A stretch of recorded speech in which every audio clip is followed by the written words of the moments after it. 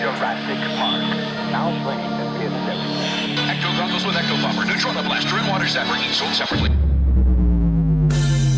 From the corner penthouse of Spook Central all the way to Star Killer Base, this is Yes Have Some Podcast. Do I? Yes, have some. Yes, have some. You know, they told me you people were conceited douchebags. The only place in the multiverse where you can love the book, hate the movie, but still buy all the toys. I'm afraid you're just too darn loud. I'm not looking for a friend. I'm looking for a Jedi Master. What?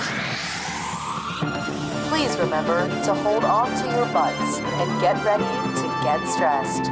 With your hosts, Craig Goldberg, Abigail Gardner, and Jacob Walsh. Hello, everybody. Welcome to Yes Have Some Podcast. My name is Craig Goldberg, and I am here with Abigail Gardner. Hey, y'all. And Jacob Walsh. Hello. Oh, there he is. I thought we lost you for a second. Oh, there's a delay here, which is annoying, and I think it happens half the time we record. But anytime I say something, I like wait to hear your response. There's just a delay. It's annoying. Valdosta delay. That's the name of the Valdosta Pro baseball team. The delays. They don't have one of those. Coming up, we're gonna change our structure a little bit tonight. David Bigelow, who is running the Return of the Orca project, where they're basically rebuilding or remaking the original Orca. It's a really cool project. We're going to talk to him in great detail about it. So he's going to be calling in any minute.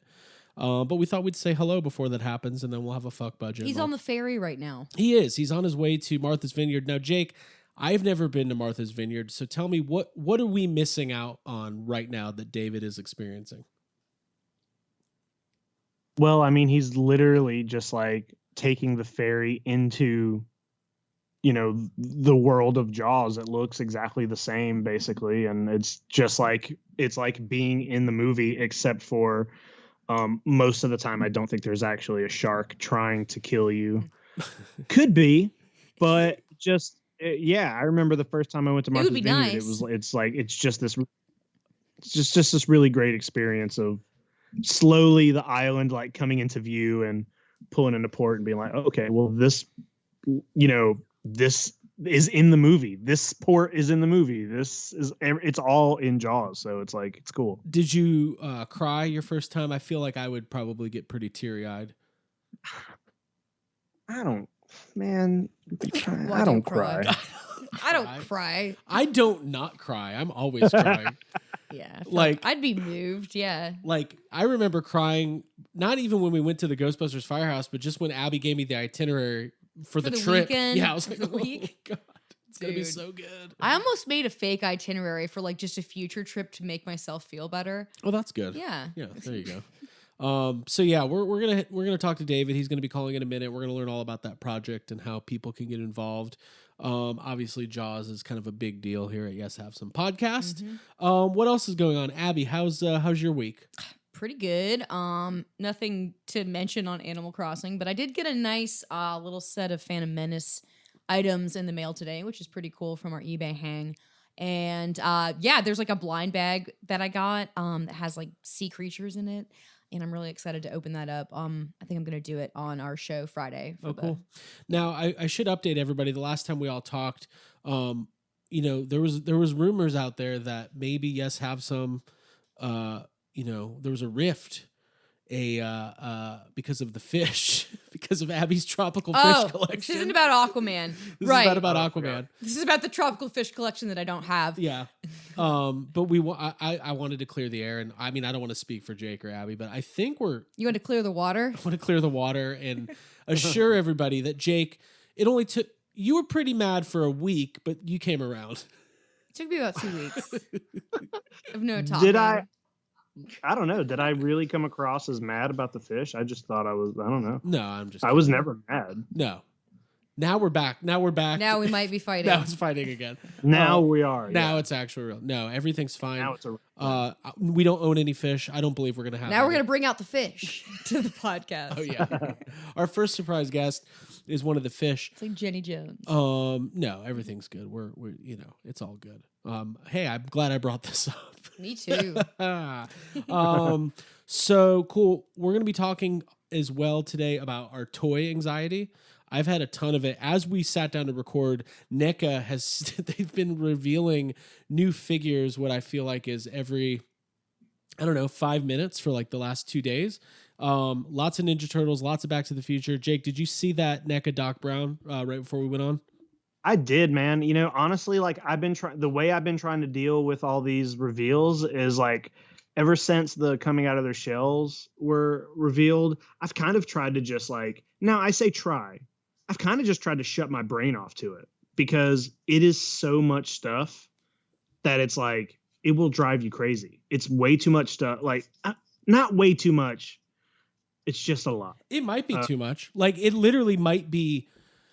I have legit anxiety on a daily basis thinking about like just being, even if you just collect like NECA Ninja Turtles, like there's so many figures and like they're revealing new ones. Like yesterday they revealed like, what was it? Vernon and Muckman and Mondo Gecko Yeah. and Rat King. And it's like, I haven't even got, I'm not even caught up yet. And like, I'm thinking about future me is stressed about finding them, and current me is stressed about finding Metalhead and Casey Jones, and it's insane. Did you see? Super 7 dropped some Ninja Turtle stuff today. I sent you guys the link. I don't know if you got a chance to see it, but I bought a San Diego Comic-Con exclusive Teenage Mutant Ninja Turtles bath towel, and I'm very excited. No, beach towel. It's a big towel. Wow. Nice. And the design is based on the original cards, like the trading cards, the wax pack.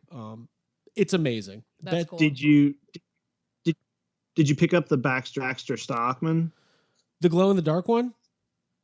Yeah, I did. Well, yeah, whatever they had a figure. Yeah. Yeah, I did. It was amazing. I was like, I have to get this. I'm like, we were supposed to be at San Diego Comic-Con and we're not there, and I'm I don't know. I'm sad. We were supposed to. Yeah, I keep getting emails from different people from different companies for things, and it's kind of bumming me out every time I open them because I really want to be there.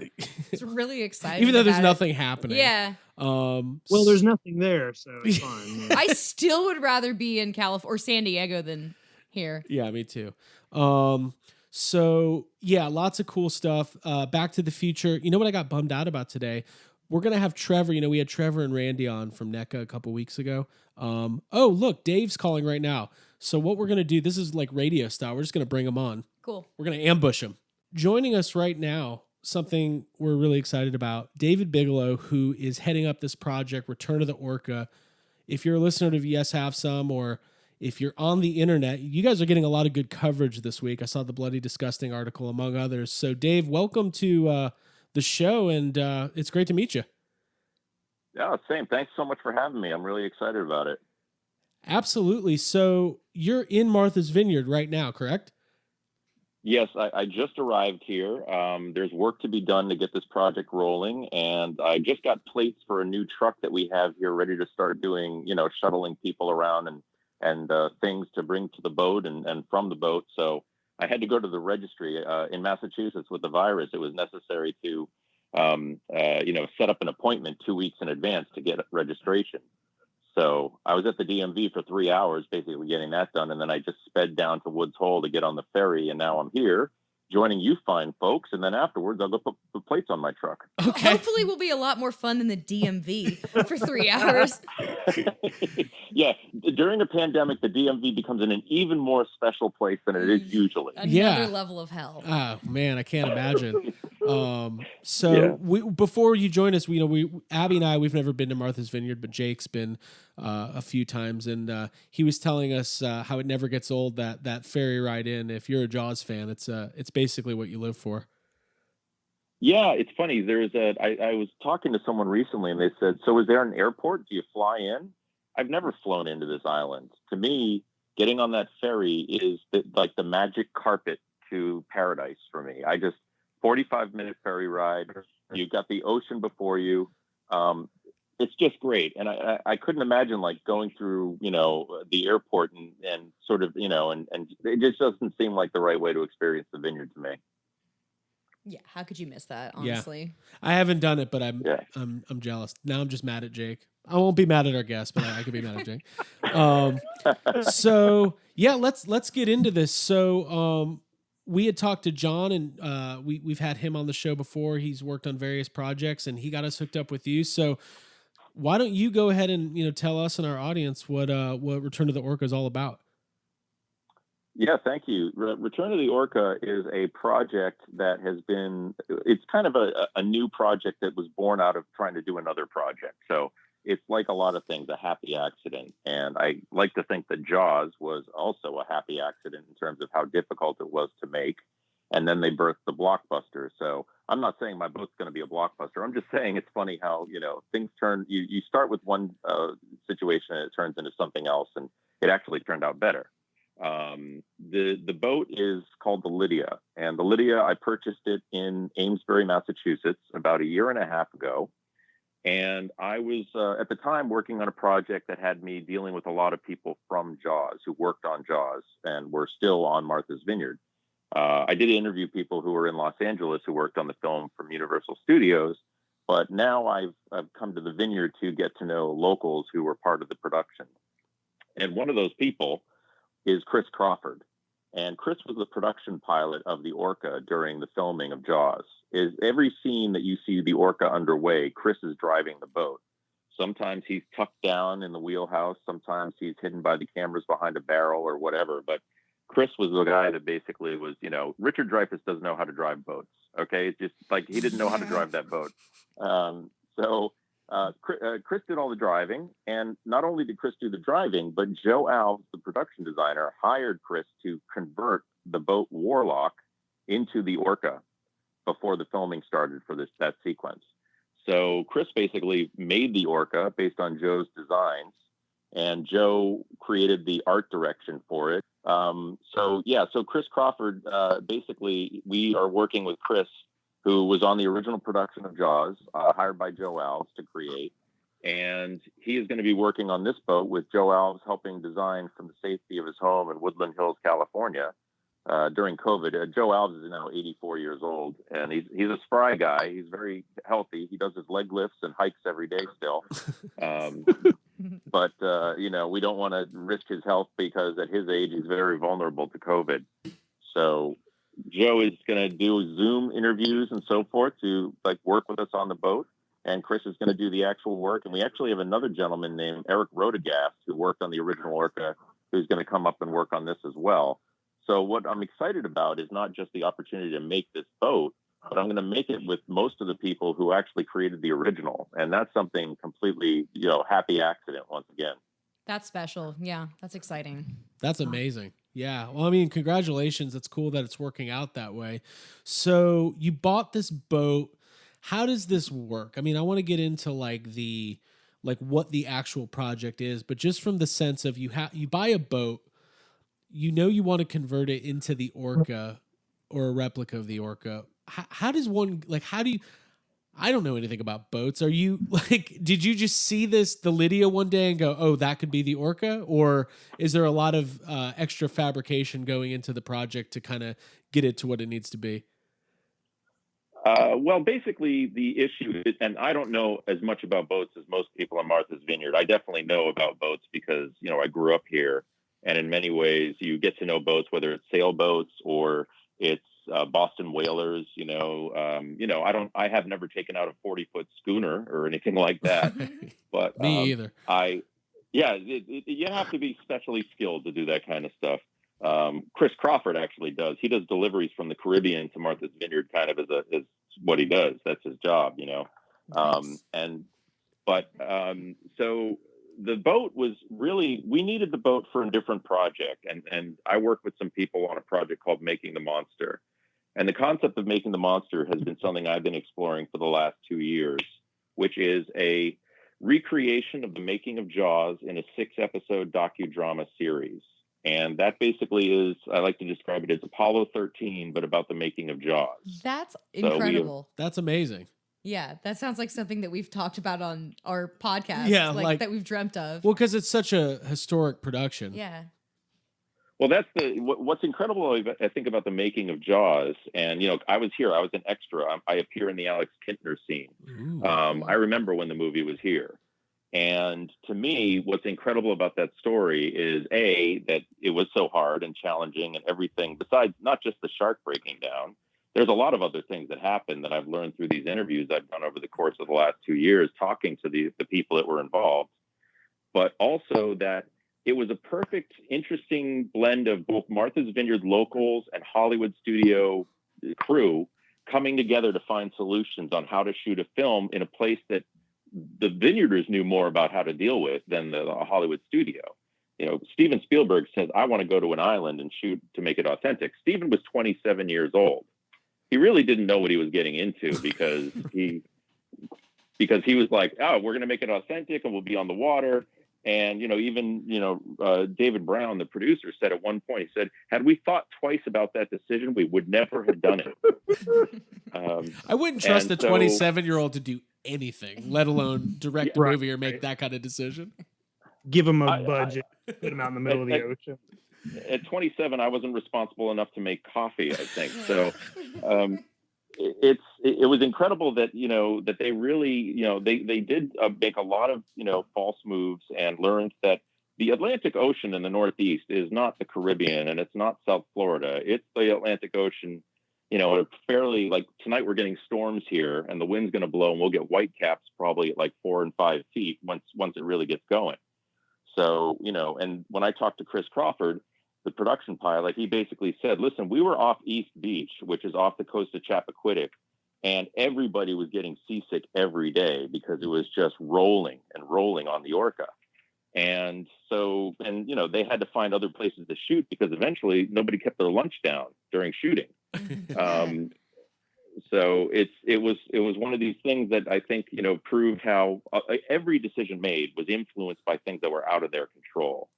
And I think that's an incredibly interesting story. And I also think that, doing a docudrama is a real great way to experience a historical event because you can't really, get into the stories. It's not a documentary. There's been probably 5 or 6 really decent documentaries about the making of Jaws.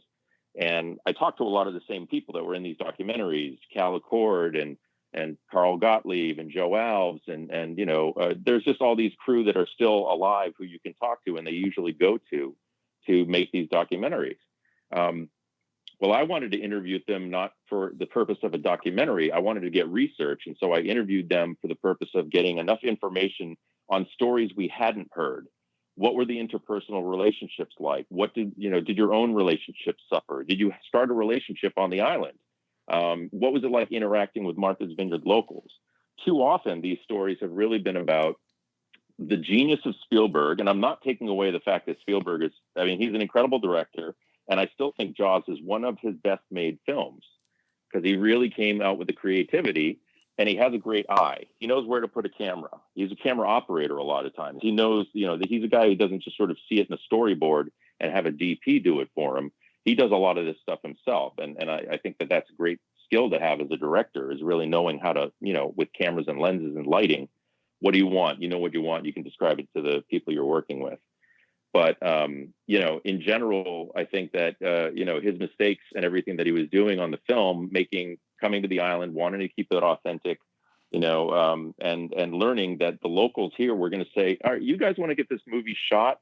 They started with 55-day schedule and it went to 159 days.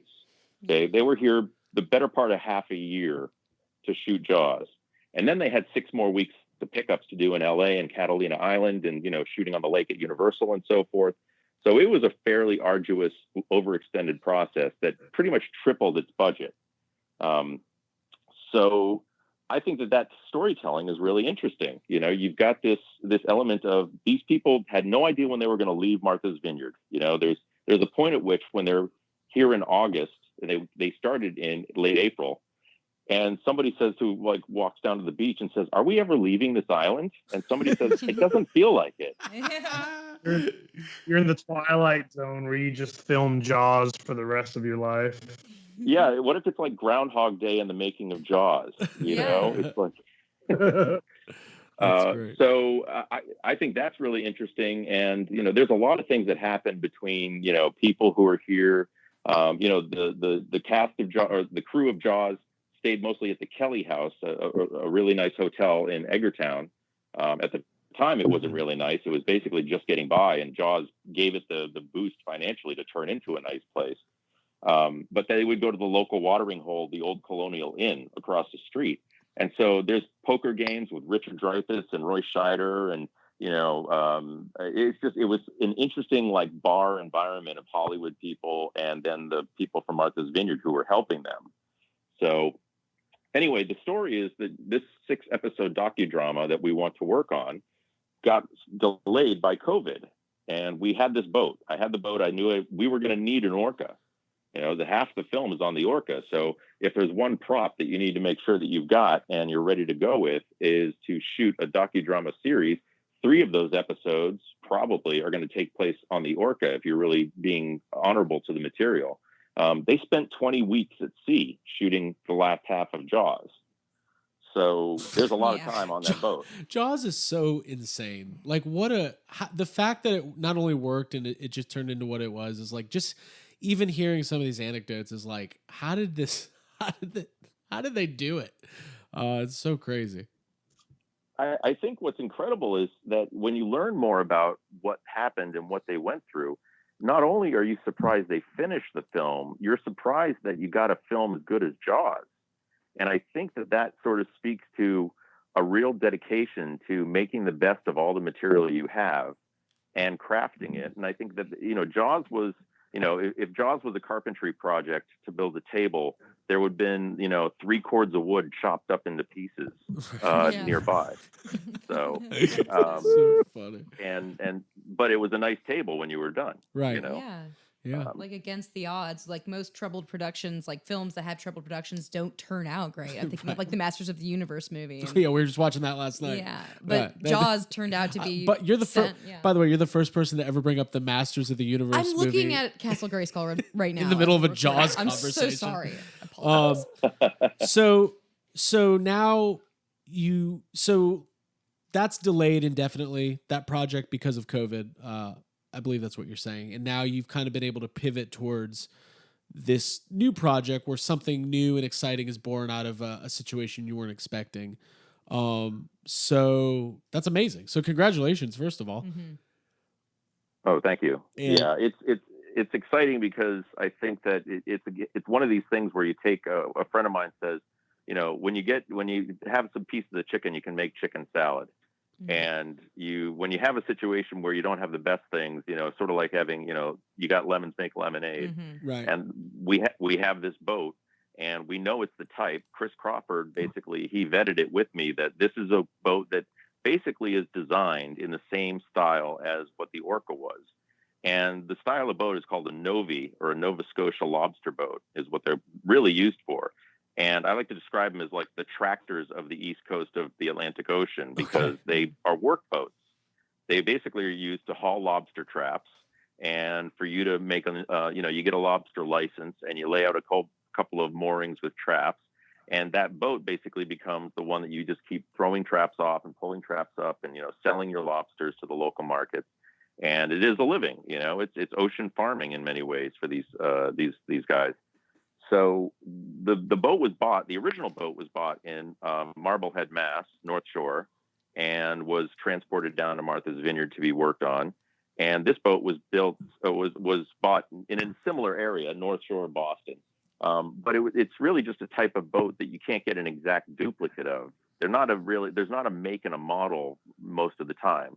They're built sort of like a hay baler. Like how to basically do carpentry. And you put a diesel engine in it, and you put a bowsprit on it, and a pulpit, and all these things, and you call it a lobster boat. And so we found one that was close enough to the Orca. And Chris came off Martha's Vineyard. I picked him up. We went up to the boat, did a little inspection, and said, "Yeah, this will do." The boat was actually not that expensive because the original owner had passed away from cancer while he was working on it as his sort of cabin cruiser that he wanted to retire in. And I learned the story of it through his son, and it was really, his son was so thankful that what we were going to do with the boat, because his dad loved Jaws, and it was such an incredible story to hear him say, I wish that my dad knew what you were doing with this boat. That's awesome. He would be unbelievably ecstatic. And his widow basically was just really like it felt like the right thing to do because she knew that he loved the movie too. That's awesome. That's great.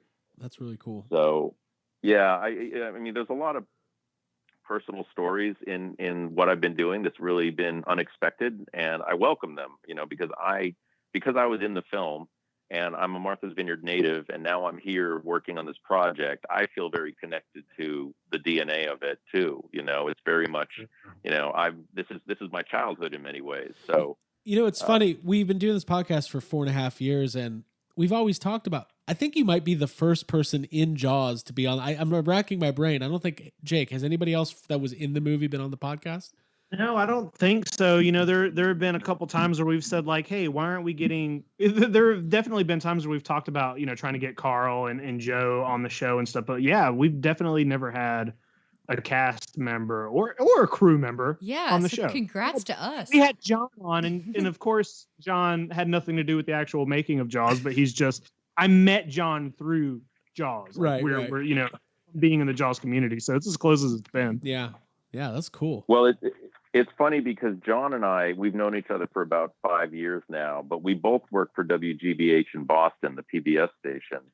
And I had mentioned to someone, John and I didn't really know each other at the time, but I worked in the post-production area. I'm a colorist and online editor, mastering shows for Frontline and Nova and other series that PBS does. And John is an archivist with Frontline. So they use us a lot. We're kind of, our offices are right near each other. And I was talking to somebody mentioned, Jaws is going to be shown at a drive-in theater. This was 5 years ago. And I said, when I was in that movie, I was a kid on the beach, I lived there. And he goes, what? Have you talked to John? Have you talked to John? John's like the biggest memorabilia collector in the country, practically. And so I said, no, would you introduce us? And 5 minutes later, I get a knock on my door, and it's John with a section of the Orca 2's hull that he bought from Susan Murphy. That sounds like John. That's so funny. And he had a copy of the book Memories from Martha's Vineyard, which was signed, of course, by everybody because he knows Jim Beller and Matt Taylor, the people who wrote that book. Yep. And he came in and he goes, I just heard about you're in Jaws, and I go, yeah, I was a kid in the Alex Kintner attack sequence. And he's like, I need to show you everything I have right now.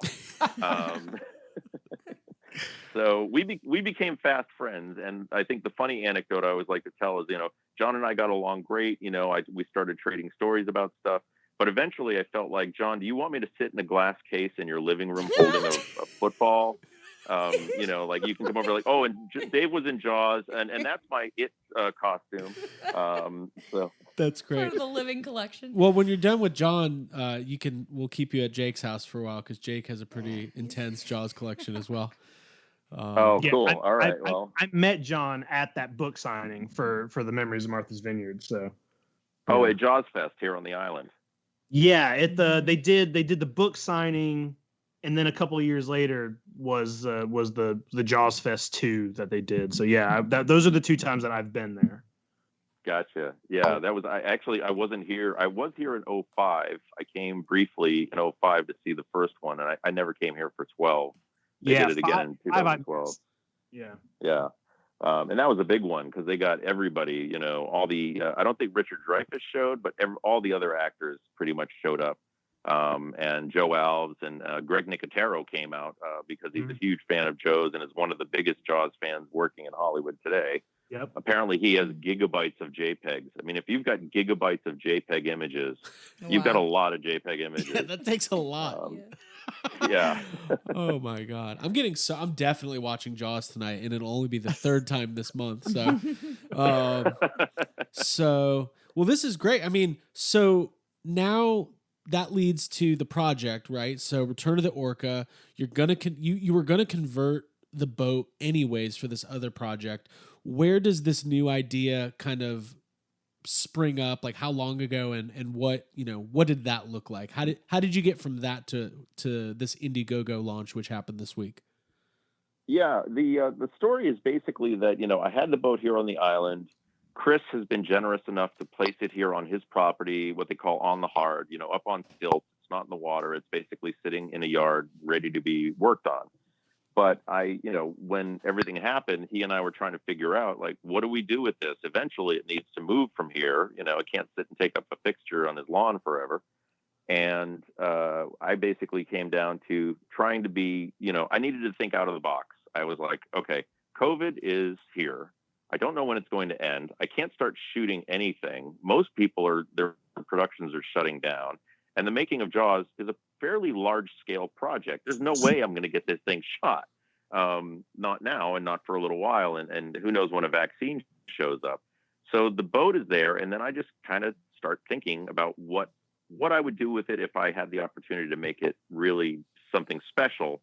And that's when I got the idea that I came around to coming to 3 missions. Okay. So there's 3 missions for this boat now.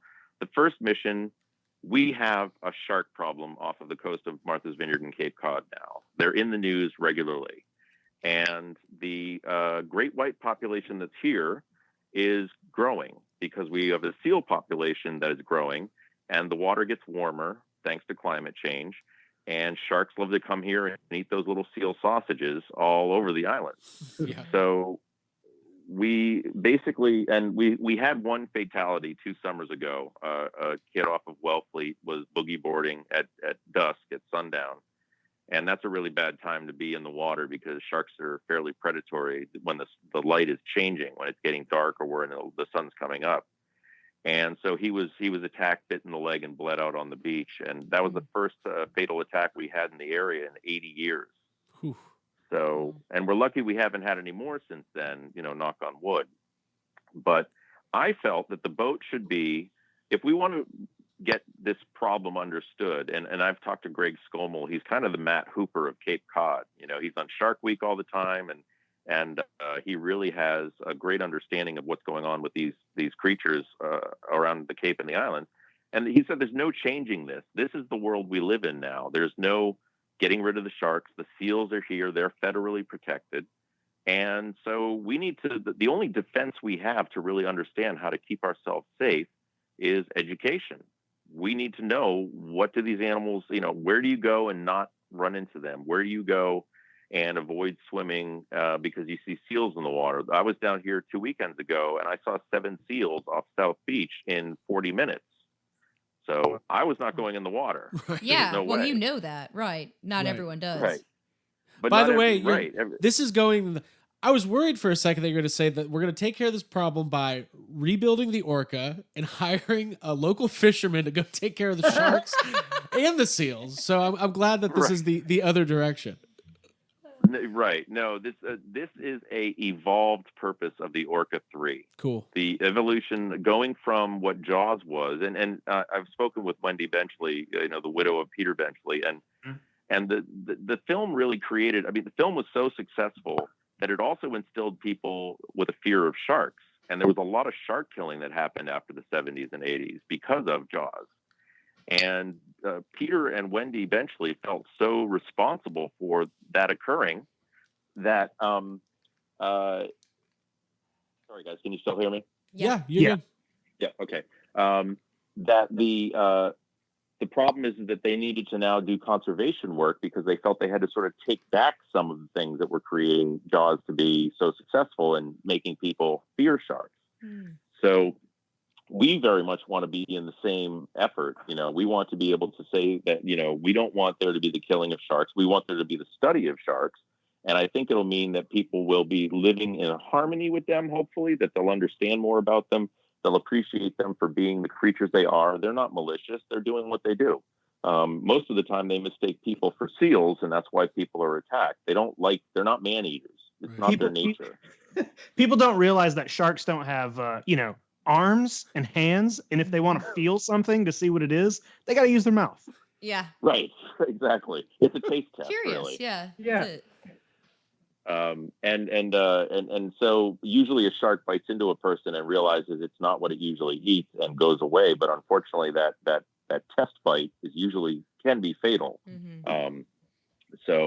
But we wanted the Orca 3 to be that kind of a vessel. So the idea was, let's create the Orca 3 and let's basically stage research for sharks around Martha's Vineyard so that people can identify with the fact that we have the Orca 3 here doing it. And I think because of the publicity around making the Orca itself and doing that shark research, people will actually be tuned into the education more. They'll want to find out what it is that the Orca is learning.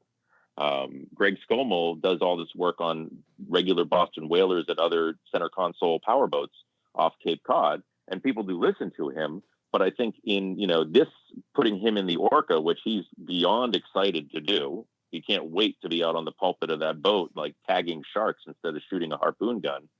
And he's really excited because he knows it'll get more people paying attention. And we will be able to have kids, learn about this stuff. That's mission 2. What we want to do is take the Orca, do the research part, and then also provide it as a place for children on Martha's Vineyard to be able to come and learn about sharks, because they're the ones who live with them all around their island. Yeah. Very cool. And free trips for kids to learn about sharks. And to me, I grew up here. Like, this is the thing I would have wanted as a kid. It's like a dream. It's a dream. Well, I don't say this lightly. I've got some chills. Yeah. This is amazing. Like, this is so cool. And I'm going to put it out there. I hope that the three of us are the first people to ever record a podcast on the Orca once it's ready to roll. Yes. Out on the water and learning about sharks, because sorry, kids. Sorry, kids. Yes, have some podcasts come. Sorry, kids. The Orca's closed today. We're here. No, because I completely agree with you. Like, the fact, the fact that you could go on the Orca or see the Orca in Martha's Vineyard is amazing, but the educational opportunities that's very noble and worthy. So that's just so cool. I thank you. And I do feel really, like this is the best use of this boat to me. It's really the best. Sure. It has the most impact. Mm-hmm. And from the kids to the educational aspects of just doing the research and having a much more accurate depiction of what goes on off Martha's Vineyard, because Cape Cod is really the emphasis of Greg Scommel's studies right now. He spends a lot of time off the Cape, and because a lot of predatory behavior by great whites happens there, and there are seals all over the sandbars. But the vineyard has 2 islands off of it that a lot of people don't realize are also seal sanctuaries. Off the southwestern area is a place called Nomans. It used to be a Navy testing site where they would just run bombing missions and test, giving the pilots practice out of Otis Air Force Base. Then it turned into a terns reserve. So now there's no embalming. They basically gave it to birds to be able to, grow freely and not have to worry about people coming and traipsing across their nests. So, but now it's also got seals all over it that are there to, sun themselves and, enjoy what they do and eat, but sharks are attracted to them in that area. So it's only a few miles off the southern part of the vineyard. Another island called Muskeget Island is off the east end of Martha's Vineyard. And that island is the largest seal birthing nursery in the country. Mm. Like, there's no place that has more births of seals than this. There are hundreds of thousands of seals on Muskeget Island. And so Greg says, listen, you're going to tell me that there's no great whites in the area where it's the most population of seal births happening? There's definitely ones. And for some reason, they just haven't put enough sensors in this area for tracking them. They're all over. You can go to the app Sharktivity, and Sharktivity shows you where the pings are, where they actually pick up their GPS tags. But the reason he says that they're not really seeing any off the southern coast of Martha's Vineyard is because they didn't put any sensors out. It's all off the Cape. And I think that's something that we want to explore, use the Orca to really get a better accurate picture of that type of activity and understand really what's going on so that we know. Chris Crawford actually used to swordfish off the vineyard, and he said they run into great white sharks all the time. And that was decades ago. So they're there. So I think that this is the mission has a reason for being. It's not just, hey, let's study sharks. It's more like, we need to figure this out. This is not really, this isn't well known. So I think it's going to be something that is totally useful and will have an impact, and get a real survey that people can say, okay, now we know what the situation is off the vineyard for sharks. Very cool. It's very fitting for it to be tracking and finding sharks off Martha's Vineyard. Yeah, exactly. Like, I mean, the original purpose. Go for it, Jake. I kind of just want to see if maybe you can promise me one thing, that you will outfit the shark tags with tiny little yellow barrels, please. Yeah, well, there's a lot of that's a great suggestion. We've had a lot of ideas. One of them is actually, instead of barrels off the bow, that we would have yellow drones that we would launch to go and find sharks with a live video. Oh my God. 21st century Quint. OMG. Just operating a drone. No, like Quint just like Drone being, guns I could to just the water. imagine Quint being so annoyed at something like that on his boat. Right. Get that thing off here. Robots and... Where you go? What are you, some kind of half-ass astronaut? Exactly. That's his only line he ever uses. Works every time. I don't know what the shark would do, but maybe eat it. Yeah, drone goes in the sky.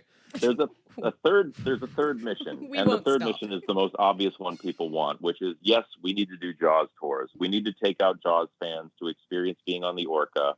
And because my first two missions for the boat are basically charitable, we need something that actually has a cash flow to it so that we can keep the boat doing the good stuff it does. Right, for sure. As they say in the boating world, a boat is a hole in the water you throw money into. Right. And and some boaters, one of another axiom that people have used is, what's the two happiest days in a boater's life? The day you buy the boat and the day you sell the boat. Right. Because you're so excited to have it, and then it's such a money suck that you realize, well, I really need to, if I don't want to just have this thing sitting and taking my money, I need to sell it. Mm-hmm. So yeah, that's really the round out experience that we want it to be. And I think that we can fit all three in. We can certainly, kids in the morning, take them out for a morning, whether they're starting summer camp or something. And researchers, they don't need every day on the boat. They'll come out for a number of different times throughout the summer, but they're largely going to want to do a couple expeditions.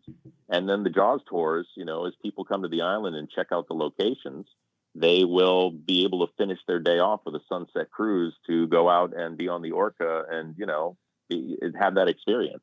And I think that's really cool to, have that, because that's what a lot of people are asking for with this Indiegogo campaign, is they want to be able to ride the boat when it's finally done. And part of the Indiegogo is giving discounts to people who, when they get here, they'll be able to get out on the boat for a reduced price and enjoy. I think there's no place better than the vineyard to be on the Orca, and I think that's what everybody would agree on. So there's really, it'll be the best experience that we can possibly make for trying to relive what it's like to be in Jaws. Oh yeah, Mm-hmm. and it sounds much better than a seaplane tour of the Bahamas with Michael Caine. I think this is awesome. I think that let's talk about the Indiegogo specifically, because I think a lot of our listeners are gonna, obviously we're gonna back this project. We fully support it. We will help you guys in any way that we can. But can you talk about some of the perks and some of the benefits you guys are offering? And I should say, returnoftheorca.com. You can link directly to the Indiegogo, and we'll have it up on all of our social media accounts as well. Awesome. Yeah, thank you. We're so excited about what we got to offer people. So the beginning perks are, if you just basically want to be thanked and acknowledged for supporting the Orca, you can give us $10, and we'll make sure you get a thank you for that. And obviously, it's we want there to be people that, even if they don't have a lot of money, COVID has taken a lot of jobs. It's changed so many people's lives for the worse in some ways, Right. and we're completely aware of that. So we don't need you to come in, and we don't want to sell you a $60 t-shirt. It's not part of the plan. Right. So we have the beginning levels that you basically can give us a small amount and still be, our campaign is what we call come aboard. And that's the support that you're giving. You get to come aboard the Orca by giving whatever you can give, if you want to give. The next level up we're getting into now, beautifully designed logos by Eric Hollander. Eric Hollander was the director of The Shark Is Still Working. Mm-hmm. And he's a graphic artist. And he created a beautiful logo for us of Return of the Orca. And that logo is so admired right now on the Indiegogo campaign that we are selling T-shirts of it. We have posters. We're going to have posters that are in the same size and design as the original Jaws poster, but it's going to be a Return to the Orca poster. And for certain people who get those posters in a premium bundle, it will be signed by Joe Alves and Eric Hollander. So there's going to be some really cool collectibles in there. Beyond that, we're looking at things like windbreakers and hats with the logo and so forth. If you want to be out on the water and you want a nice windbreaker, it would be great to be able to say, I've got a Return to the Orca windbreaker on. Hell yeah. And then we get into things like our bundles. Sorry. And also one other thing, we are creating a documentary of the build of the boat. It'll be Return of the Orca, the documentary.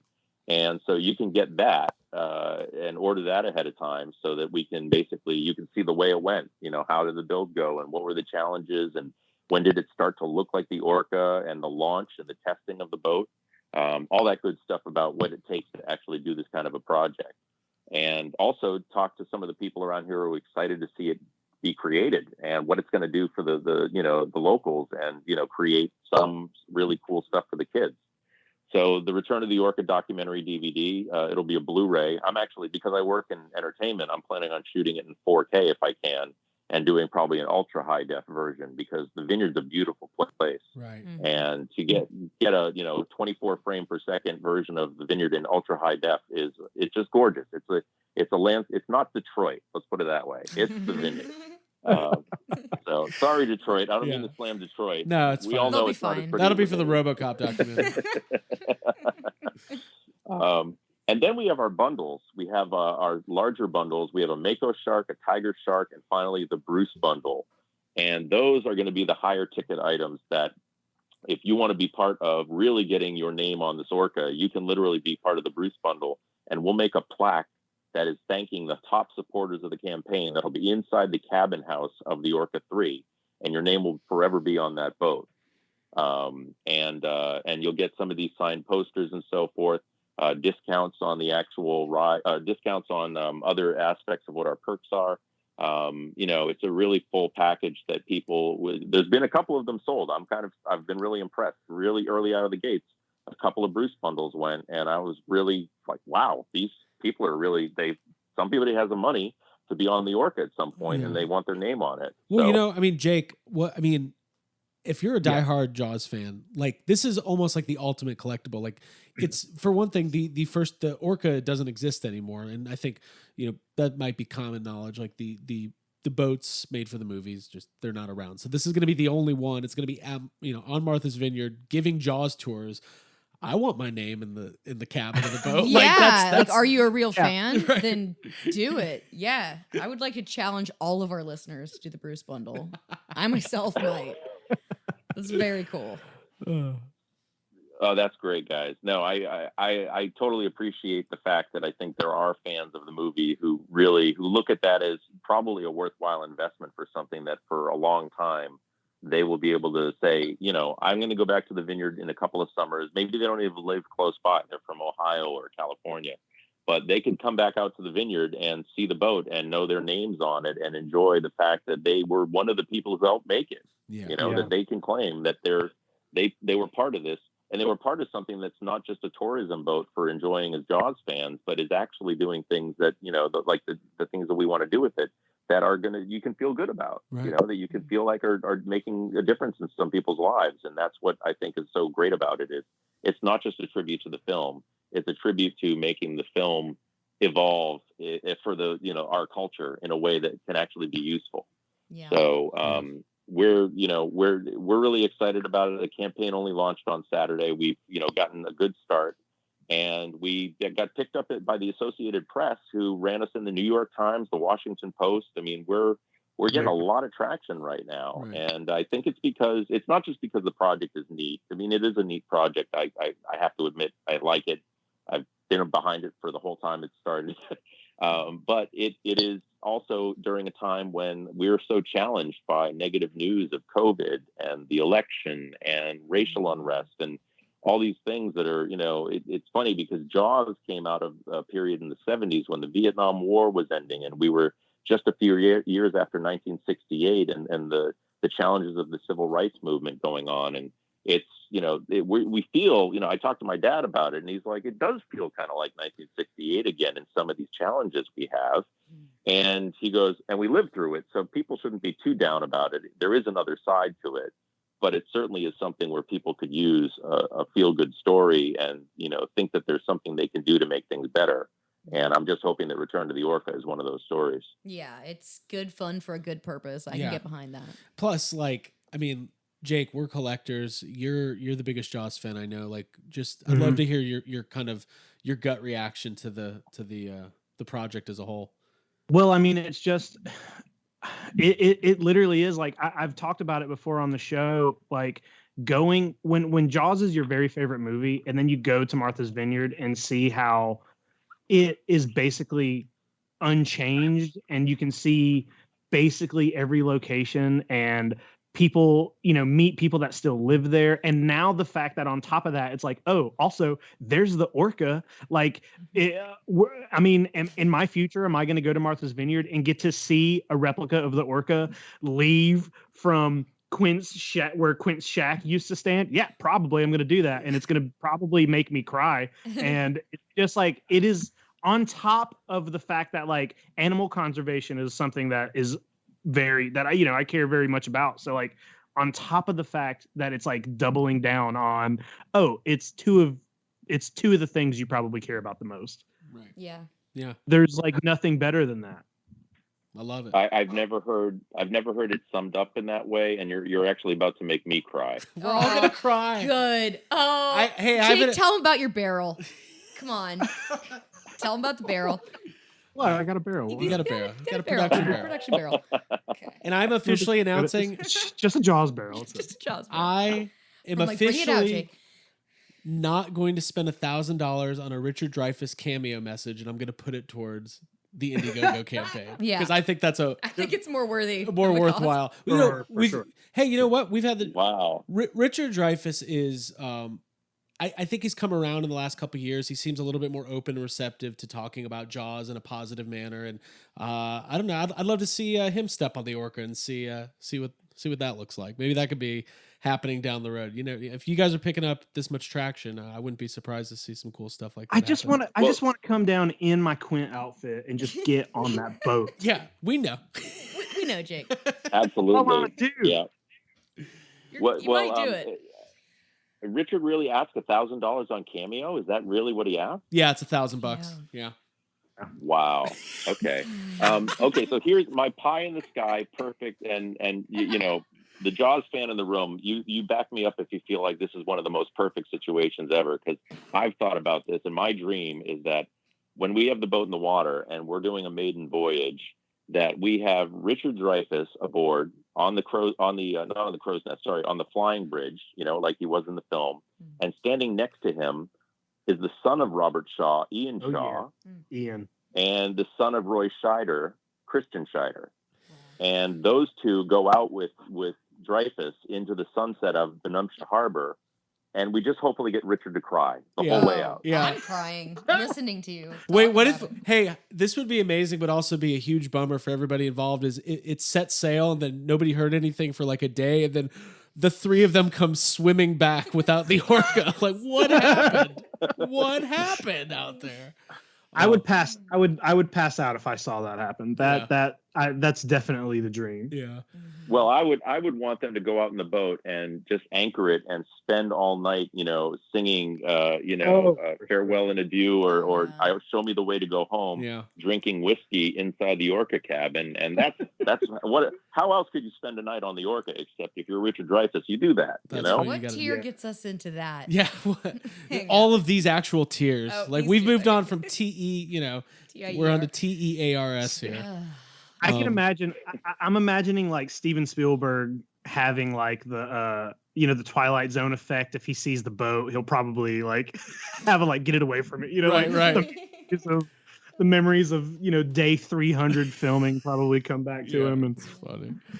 God. Well, it's interesting that Steven. There's an interview with him from a couple of years back with Entertainment Weekly, and he was in a golf cart with this reporter from Entertainment Weekly, and they went by the backlot lake on Universal Studios, and they said, Steven says, "Oh, by the way, over there, they used to be the Orca. The real Orca was there because somebody bought the Orca from Universal Studios after the filming was done. I think he spent $6,000-$7,000 for it, and then the studio learned they actually had a blockbuster hit on their hands, and they said, "Can we have the boat back?" And he said, "Certainly. It's 20 times the cost that I bought it for." And they paid it.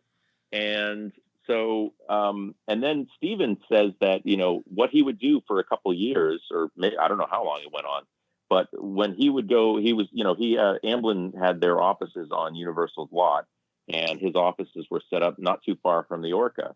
And Steven said that he would come up to the Orca on his golf cart and go sit on it and just shake as a means of dealing with the trauma of working on Jaws, which to this day he says is still the most traumatic, difficult experience in filmmaking he's ever had. Wow. So it was his confessional. It was his whatever it was. It was a place that he basically needed to work out what his trauma was on shooting Jaws, and it was the place that he would do that. And they got rid of it because it was dry rotting and it was falling into that lake. It was going to sink on its own, and somebody just decided to chop it up. And that's why we don't have any orcas in the world anymore, because it just was neglected. And that's not going to happen to the Orca 3. Where this toy is going to get polished pretty regularly, and we're going to make sure it lasts a good long time. Yeah, I will come clean the boat every night. That's a promise. Well, David, man, this is great. This was a really fun conversation. We are, like I said, we're fully in support of this project. I think it's very layered. Everything from just a general movie enthusiast, or if you're a prop collector, or you're a fan of Jaws, or like animal activist. Yeah, if like Jake talked about, if animal conservation or studying sharks. Like I feel like you guys, this hits a lot of positive nerves, right? This will get people excited in a lot of different ways. I'm really happy that you're doing it. I think it's an awesome project. Thank you very much. I think that the response we're getting to people learning about what we're doing this boat has been the ultimate vindication that it's the right thing to do. And because I'm a vineyarder and I know with this community, how it can impact the community, I just feel good about what it's going to do for people that I still know here, and kids that I was a kid here too. I know what it's like to grow up on this island. And so, yeah, I think it's great. It's going to be great. I think everybody's going to really find anything about the aspects of this boat existing is going to be something really incredible. And so if people can go to returnoftheorca.com and please help us out, we'd love to be able to have you come aboard and be part of this project, and take pride in knowing you're doing it. No matter what you feel like you can give, everybody can help out in whatever way that there is possible. So that's what we're hoping for. And I really thank you guys for having me on board for this talk. Absolutely. Yeah, totally. And what we'll do is, a little bit down the road, once you guys are, either into the funding or into the making of, we'd love to have you back to get some updates and hear how things are going. This is definitely a project we're invested in.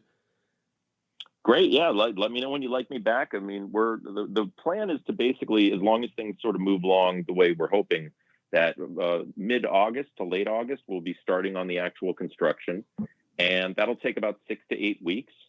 So we'll be talking about like a mid-October to late October finish of the project, hopefully. Oh, wow. And then we'll be getting it in the water probably early November for testing and so forth. And then it'll need to come out of the water to be ready. It'll get winterized. And the following Memorial Day weekend, or whenever we decide it's going to be good to put it back in the water, that's when it'll actually get into operations and start doing what it's supposed to do.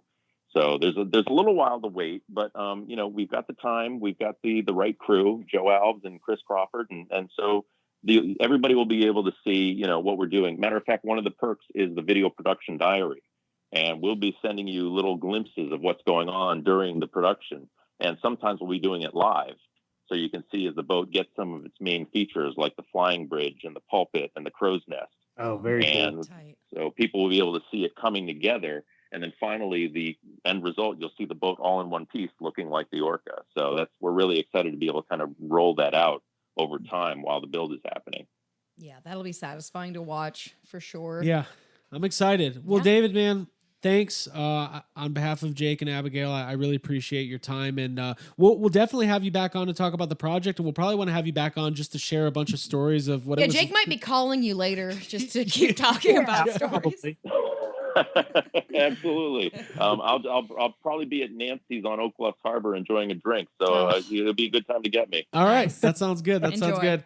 David Bigelow, Return of the Orca. We're going to see this through. We're going to make this thing come to life. And all of our guests have some listeners. I encourage you to go to the Indiegogo campaign. Give what you can. And I know there's some enamel pins too. And I know a lot of our people are pin enthusiasts. So that'd be a good tier to get in on. David, have a wonderful night. Good luck with everything. And we'll catch up down the road. Thanks so much, guys. Yeah. Really great to meet you all. Have Thanks a for good your night. time. Thank you so much. Bye-bye. Enjoy your drink. All right, take care. Yeah. No, he was awesome. I just want to go right now. Dude, I know. That's something to look I want to forward be on to. the boat. My mood changed talking to David. I am so excited about this project, and it was really fun just hearing those stories. That's cool that he was in the movie. All that shit. All that stuff. It's really cool. Jake, were you familiar with David at all before him coming on? No, not really. I had seen his name here and there, but I was not very familiar with him. I did not know he was in the movie or anything like that. Yeah, it's a really cool project. And like I said, we'll post everything. The interview went a little bit longer than we were expecting, so we'll push the fuck budget to next week, but there's a couple topics we do have to talk about. First of all, the Windy City Ghostbusters last week did this Ghostbusters charity trivia challenge with a bunch of special guests. One of them was us. I was going to say, starting off with the best. And Ernie Hudson, Jason Reitman, Eric Reich, Ivan Reitman. It was a really amazing thing, and I just want to congratulate them.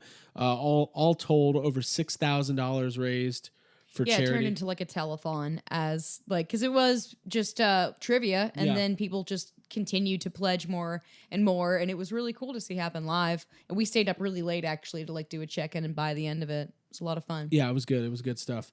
Wait, but I now want there to actually be a Ghostbusters telethon. Yeah.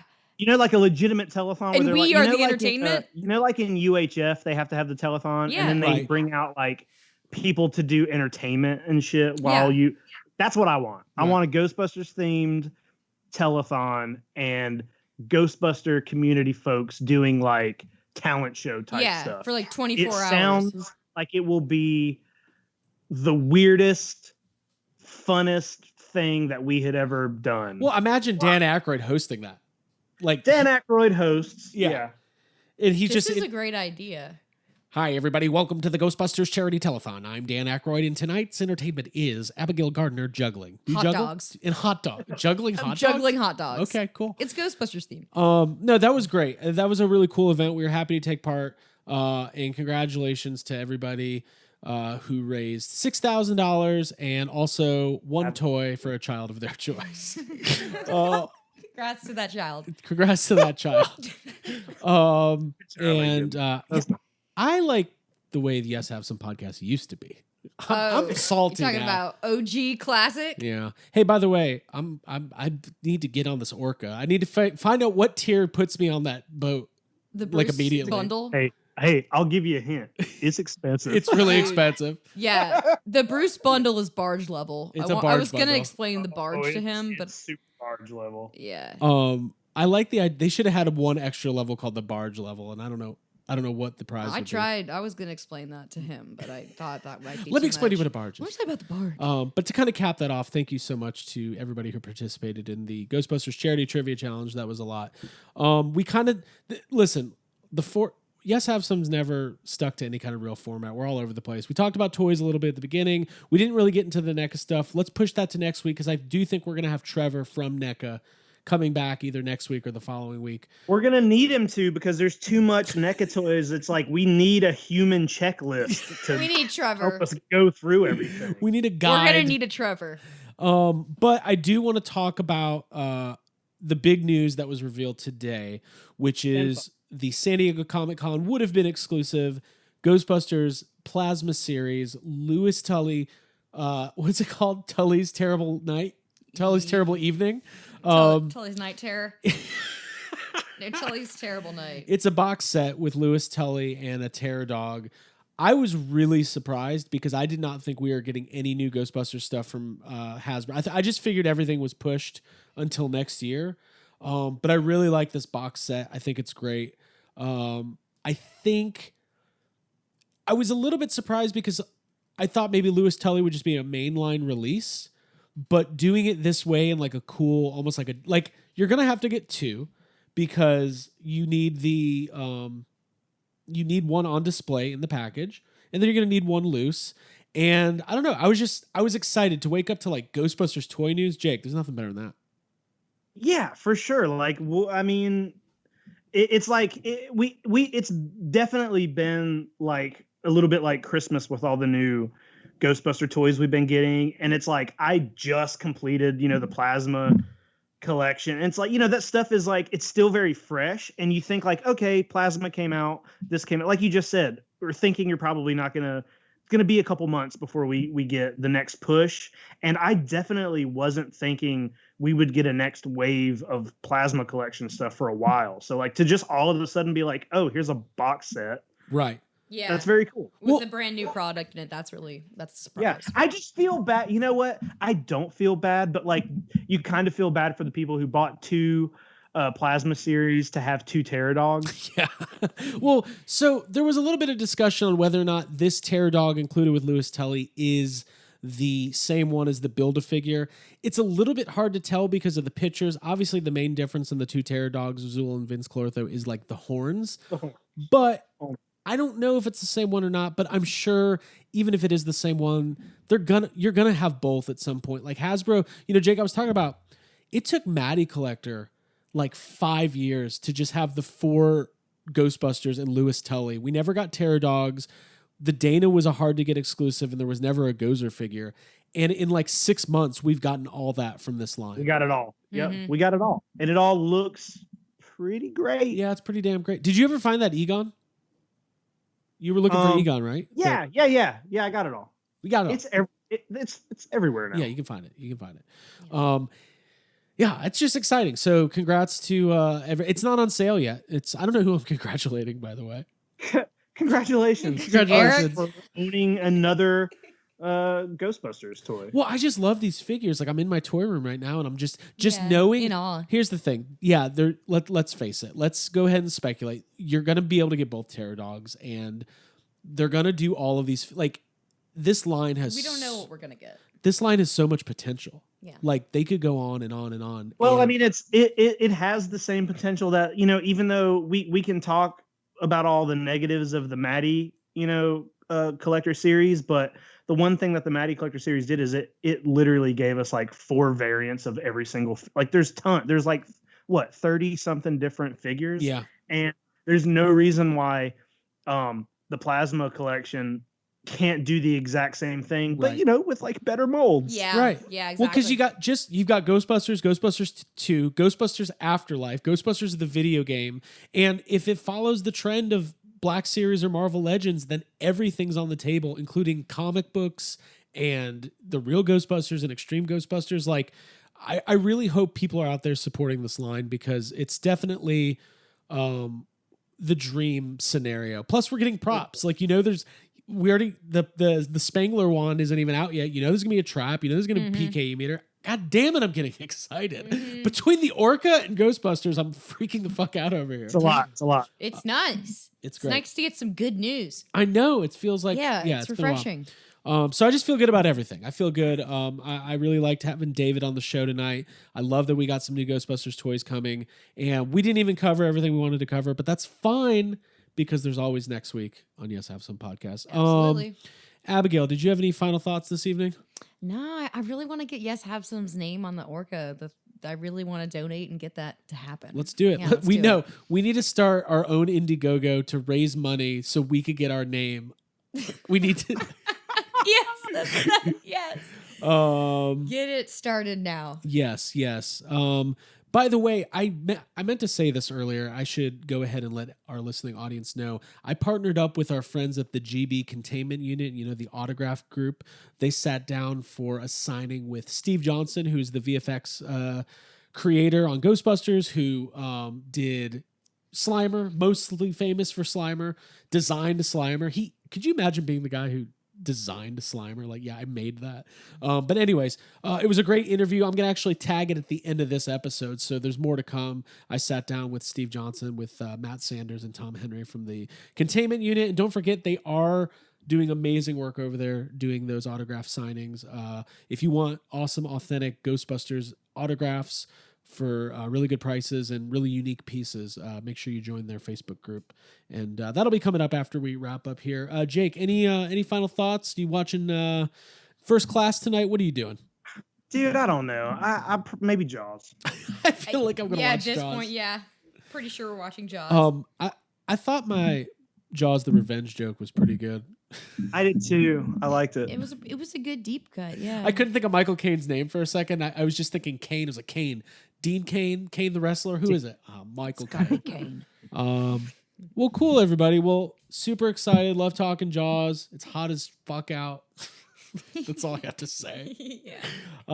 For Abigail Gard. Stay safe. Jacob Walsh. Wash your hands. We'll see you next week. Stay positive. Also, the virtual San Diego Comic-Con's this weekend, so maybe we'll have some news and trailers and things. Maybe we'll find out how the fuck we're watching Bill and Ted, because nobody knows. If it's gonna Yeah. No one knows if it's going to be at home or anything. All right. Quick break. Listening to me advertising more. Yes, I have some related things. And then the Steve Johnson interview. And we'll send you on your way. For Abigail Gardner, Jacob Walsh, my name's Craig Goldberg. Bye. Peace. Bye, guys. Hey, everybody. Thanks for tuning in. We are joined today by someone that we all appreciate very much. Steve Johnson, FX legend. If you are a Ghostbusters fan and if you're watching this, you know this man and his work. Welcome, Steve. How's quarantine going for you over there? Hey, how are you guys? How do you think it's going? It's, Not great. We went, but thank God I got my hair cut because I went 4 months without a haircut. And my God, Bozo called. He needs his hair back by 5. You're okay. It looked so fucking awful. And, even though nothing's open, when the hair salon's opened, I finally rushed down, got my hair cut. Because, even if nobody else is going to see me, except on things like this, I see myself in the mirror all the time and I look like shit for 4 fucking months. So I went and got my hair cut, thank God, because now all the hair salons are shut down again and everything's shut down again. And, I've become over the years, not nearly as, particularly since I've been writing a lot, not nearly as social as I used to be. But still, it wasn't like this. It's like you just can't, nobody is really stopping you from doing things, but except for yourself. But I've had it. I can't take it anymore. And in a way, I almost understand all these people, and I'm not one of them. I wear my mask and maintain social distancing and don't see friends. But I can kind of understand why people have finally cracked over this. Because, we're human beings, we're pack animals, and you need to hug people and you need to be around people and fuck. But, I do have this little guy. Oh, cool. Oh, there he is. He doesn't want to. He hates it. He's my Hemingway writing buddy. Cool. So yes, that's how it's going. And, on top of everything else, the film industry is, and I'm glad we're talking about this because, Ghostbusters at this point, it's like the Civil War. It's like, how much more can you say about it? Everything that's been said about the Civil War, and all the books that have been read, there's nothing else to say. So let's talk about something other than Ghostbusters. How do you think your fans will like that? Right. It is funny. We notice there's 1 or 2 new Ghostbusters documentaries that comes out, per year. And basically you can kind of quote everybody's anecdotes and stories at this point. More, I know. I go to conventions and, I wonder how many people have sat in these audiences when I'm speaking and they ask Ghostbusters questions. How many people are like, Jesus Christ, he's like your senile great-grandmother who tells you the same story over and over again, which has always amazed me because if you're around a woman or a man that tells the same story over and over again, sometimes people react in the following way. They'll like, Jesus fucking Christ, and start to roll their eyes and go, God damn it, Grandma. But the thing that's so rude about that to me is because to the person that's senile, it's the first time they've ever told that story. And then all their family members are reacting with hatred and boredom. It's like, why did my family get so mad at me? Telling them a good story. That's funny. We've heard the story 20 times, Grandma. Right. That's good stuff. We tried to Oh, go ahead, Craig. No, most famously we joke about it all the time is when Ivan Reitman tells the story of his guys coming down, Fifth Avenue with their packs on and him having shivers go up his spine. It's like, we know about the shivers. We've been hearing about it for 36 years. We know about them. I know. And one of the other problems is when you get used to doing, public appearances about, it's not just Ghostbusters, it's all the, it's like my Abyss stories, all the stories on the bigger movies that I've done. You learn them, and you learn a kind of a comedic rhythm to them. And particularly since I've written the series of books, the Rubberhead series, it's like they're your fallback because they're easy to flow into that rhythm. And it's like, what happened to all the other stories? It's just, and that's another really funny thing about memory. And it's a really funny thing about writing down your memory is that, obviously in my book series in Rubberhead, it's set in present tense. It's like you're a fly on the wall. So, the conversations are happening and everything's happening in real time. So I had to elaborate. I had to nudge the truth a little bit to make to draw the reader in and make it appear to be more fictional. But what happens as a result of that is after you've read your own work 100 times at least, which is, when in the editing process, you have to, something happens and you don't remember if what you wrote is the true version or if there's some other version out there that really is the truth. Because I don't know, did you guys read Rubberhead 1, the Ghostbusters story? I was listening to the audiobook, and I loved how at the beginning of it, you just kind of gave that warning. This is the stories to the best of my knowledge, and over time and things, but I'm going to tell them to you like I know them. Yeah, well, I'll give you a hint. The ghost of John Belushi did not actually show up that night and model for me. He didn't really do it. That's great. Yeah, that's an interesting dovetail. I had a clarifying question about the Belushi thing. So maybe it comes down to memory, but I've heard two different versions about the story you tell about how overnight you had to make it more John Belushi than it was. Right. So I heard the story that you did, and then that's what you presented. And then the other story was that you didn't make it more John Belushi. You took it in, you're like, yeah, here it is. It's John Belushi. And they were like, fantastic. This is great.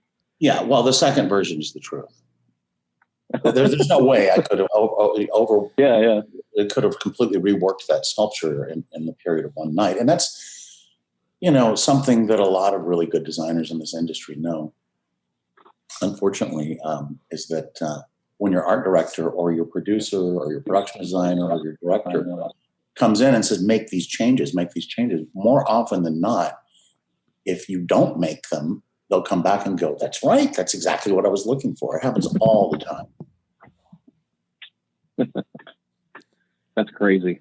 Absolutely crazy. So let's go real quick. For those who don't know, how did you get started in the film industry? Were you always a creative as a child? Like, what brought you to Hollywood?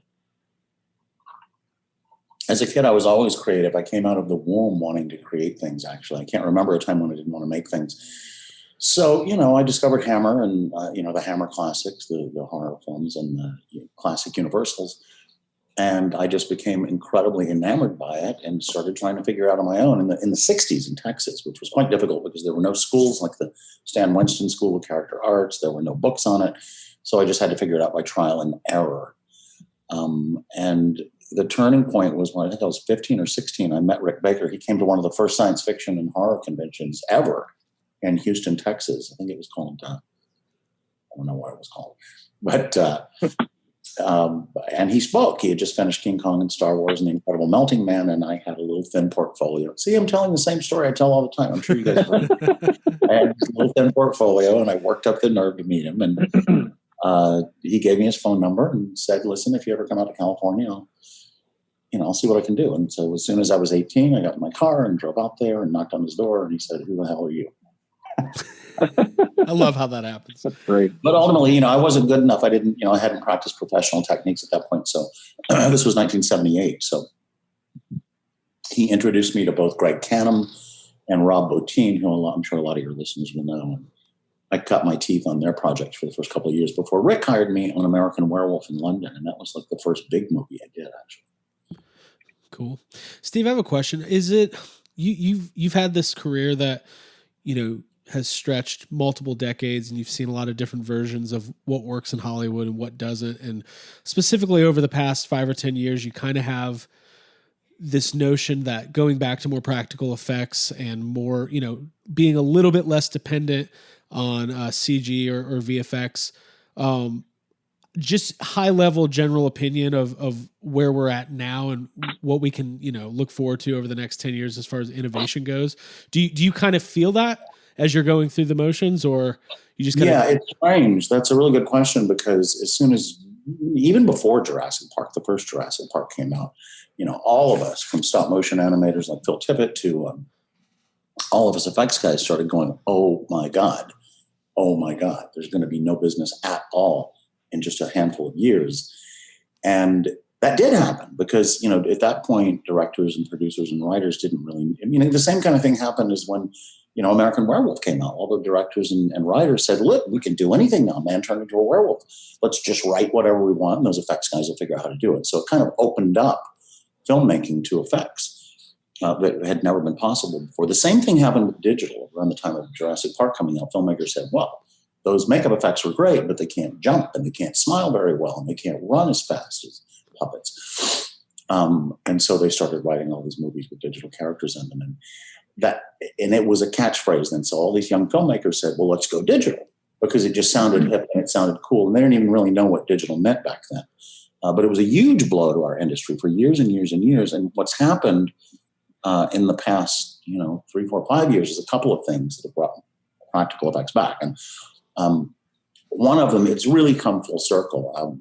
One of them is all the filmmakers that grew up on the movies of the 80s and early 90s.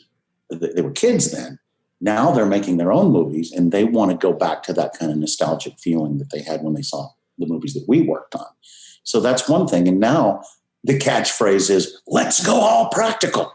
It's like the absolute opposite as it was 20 years ago. Let's go all digital. Now they're saying, let's go all practical, which is never practical. So ultimately, every script I get, every director, every writer I talk to, we're going to go all practical.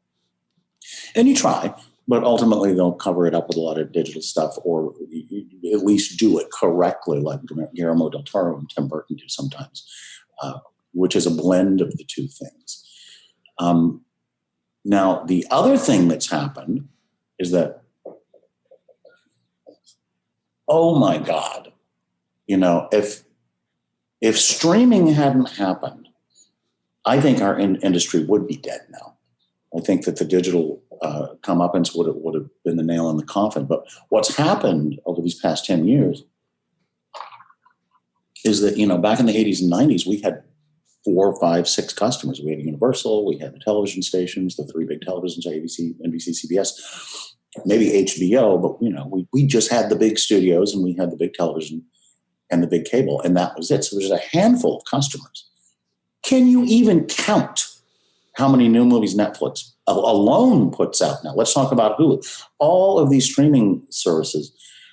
So the demand for effects now is 10, 20-fold what it used to be, at least. And so there's a lot more effects happening right now. And the business, in some ways, is stronger now, I think, because of that, because there's a huge demand for effects. Just look at it. 20 years ago, nobody said, well, let's make a dead body for an autopsy. They just put a human on the autopsy table, with maybe a Y incision on it. But now, the go-to is to make a full-on dead body, which costs $20,000 at least, maybe $50,000.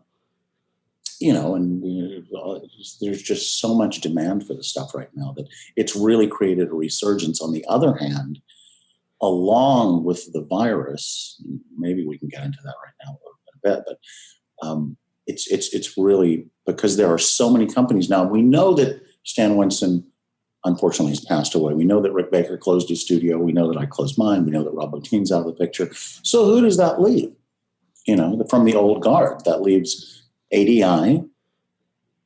Kevin Yeager works very, very rarely when he wants to. I think he just did the new Bill and Ted film.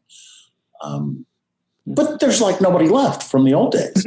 Right? So every other company that's fighting for this work right now is the new regime, and they're the young goth kids with the purple hair and the tattoos, and they are fighting like rabid hyenas for scraps.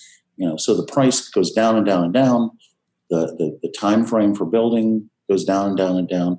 And so the business is even though there's more work right now, the business is much more cutthroat, I think, than it was. And the prices have gone down on the build times have gone down, and it's very difficult and almost impossible, very, very rare to see something that was created with painstaking love and care like we used to see in the 80s and 90s. It's usually just done as quickly as possible. You know, I mean, there are some incredible Odd Studio is one of my favorite studios. The one in Australia. Do you know those guys? Maybe if I saw some of the stuff they were doing.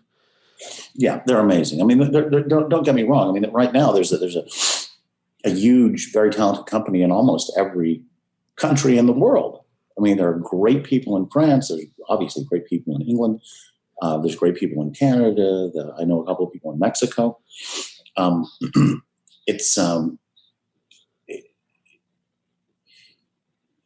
mean, the talent hasn't shrunk just because of the time frames and the budget shrinking. Yeah.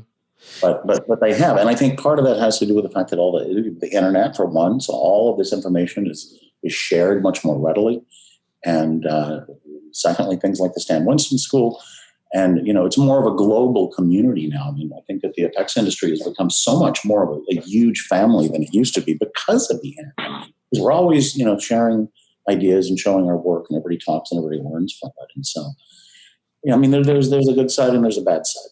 No money, no time, but all this talent, all this information, all this knowledge shared so freely all over the world.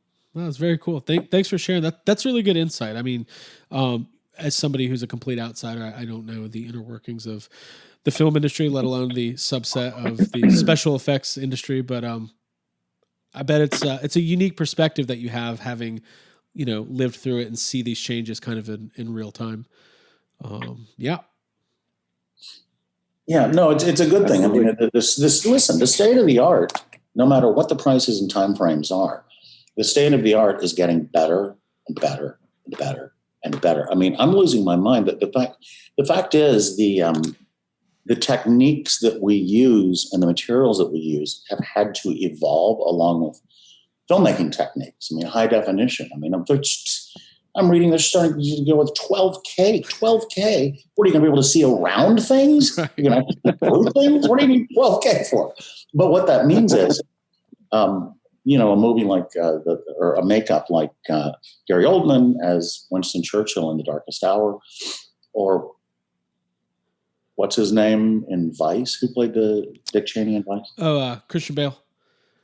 Yeah, and all the stuff Kazoo is doing, those makeups on what's that new movie? God damn it! With the three girls that are wearing prosthetic makeups, Nicole Kidman and don't know. Bombshell. Right. These makeups are unbelievable. And there's an old age makeup on John Lithgow that is one of the best, maybe the best old age makeup I've ever seen. But here's the thing: producers, directors used to be really afraid of putting someone in a foam rubber likeness makeup or an age makeup because that's an opaque product. Foam rubber is inherently white, and you've got to be Vincent van Gogh to break up the color and trick the camera into thinking it's translucent, because skin is translucent. And then the edges are always a problem, particularly around the eyes, because that skin is so thin and translucent there. And how do you get under the eyelashes?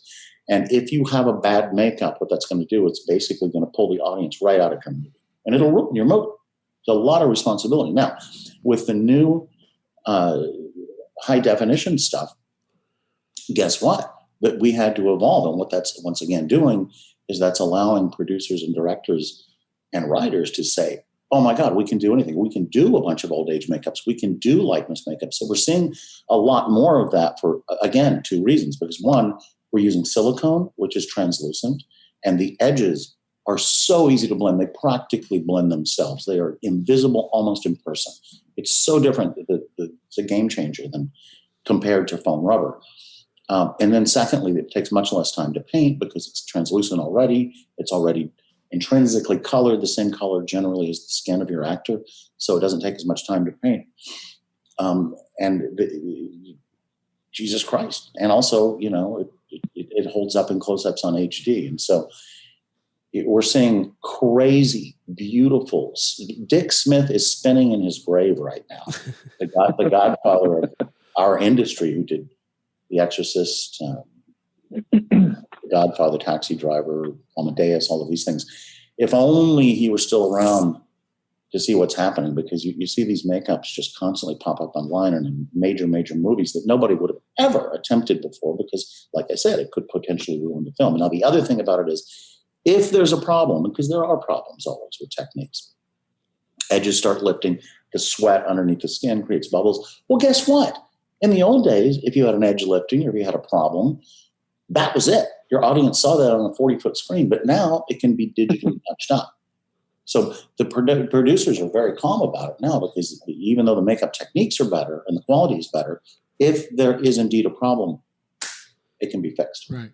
It's interesting. It's kind of like the technology kind of dictates that the everything has to catch up with each other. So nobody can. You have to develop these new techniques in order to if you're going to have 12K or I didn't even know there was another K. Pat, I've heard of 8, but I didn't know you could get past 8. Okay.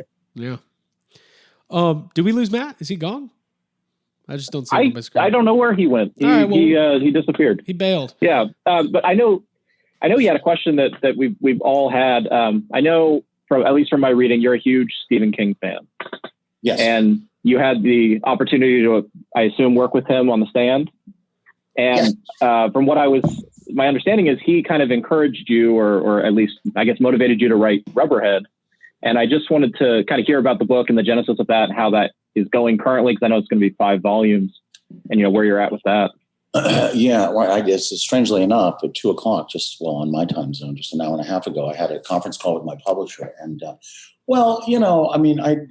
in 2006, I closed my doors because I was thinking, well, this industry's dead because of digital revolution. And even if it's not dead, I'm going to be working out of a sweaty garage instead of a beautiful 20,000 square foot state-of-the-art facility like I had.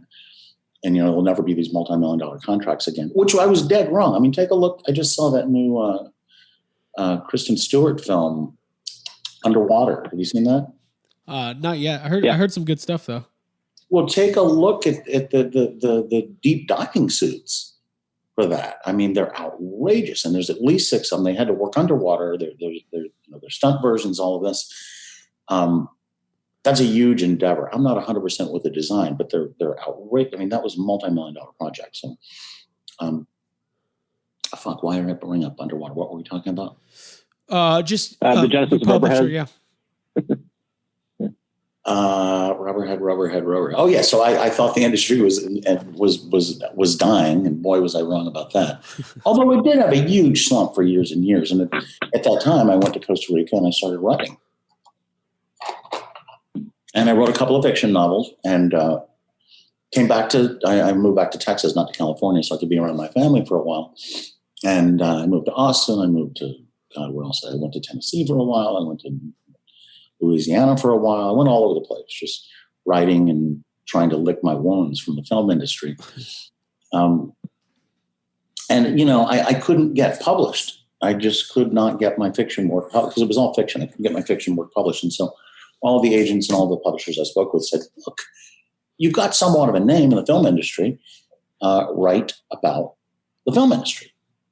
And so when I finally moved back to California, which I don't even remember when it was, 2010 maybe, I just picked up my pen and I thought, okay, I don't want to make this a regular memoir where it starts out when I was born and gradually goes through chronologically my life. I want to pick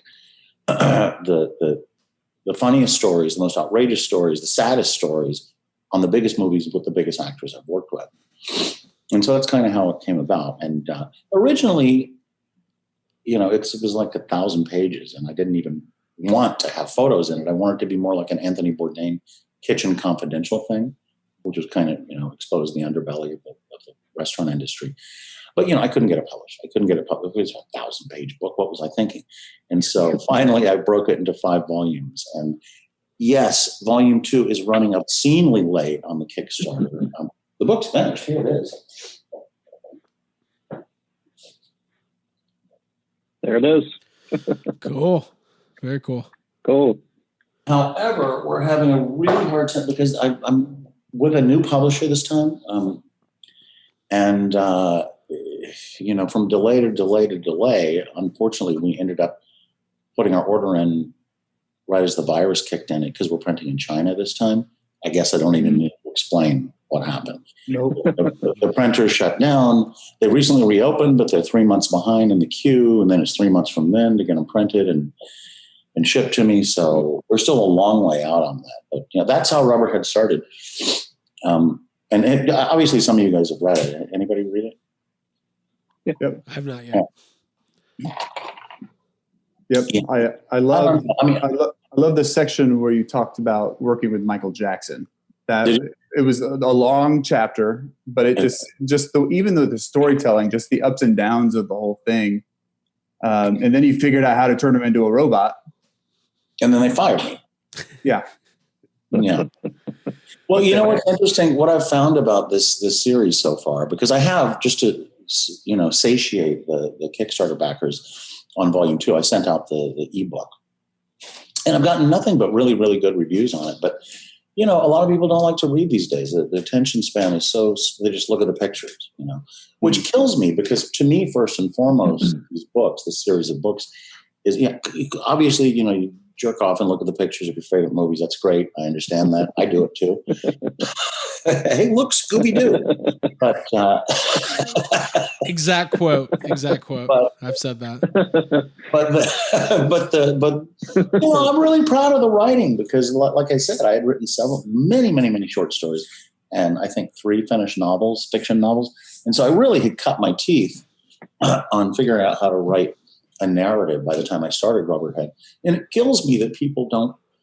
That's not their first and foremost thing, because it is a weird book.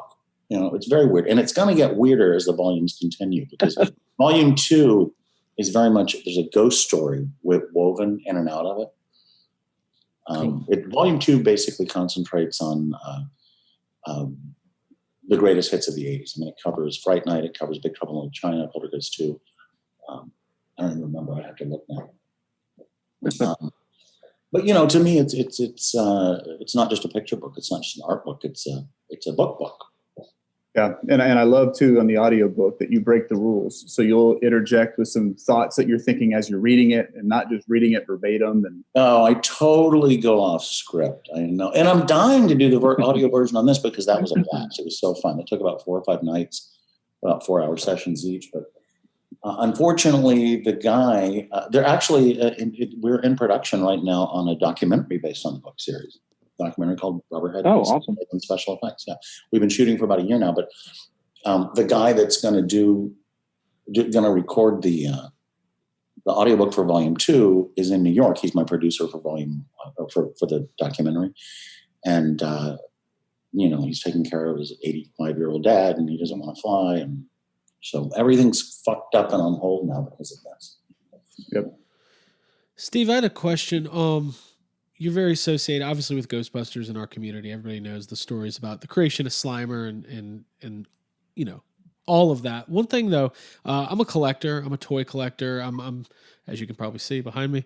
When it comes to toys, when it comes to the designs of Slimer, the Green Ghost over the years, whether it be maquettes or models or statues, or what we saw in the last Ghostbusters movie, or maybe the next one, we don't know yet. What do you think it is that I feel like they never get it right? Like they never actually capture exactly what you designed. There's obviously a lot of subtleties to the design that make it so stand out, but the Ghostbusters 1 Slimer specifically is obviously, the best. It's the first and the best. And they just, when I say they, I mean just anybody who tackles a replication of any kind, they never quite nail it. You think I'm glad you mentioned that, but I couldn't agree with you more. And it's offensive to me. And I think there's a couple of, I think there's a couple, like if you take a look, and I've gone on public record saying this before, and I know the sculptor quite well, Mark Siegel. He worked on Ghostbusters 1, but he sculpted the Slimer for Ghostbusters 2, and there's so many inherent problems with that. It's awful. And that was just like a year and a half later. It's fucking awful. It's terrible. Not only does it look terrible, but they show. I've seen the interior mechanics, but they took the exact opposite approach that I did to it. Whereas it's just so crammed full of motors, and they're not even hydraulic, which are smooth motors, and not servos, which are somewhat smooth. It's pneumatic.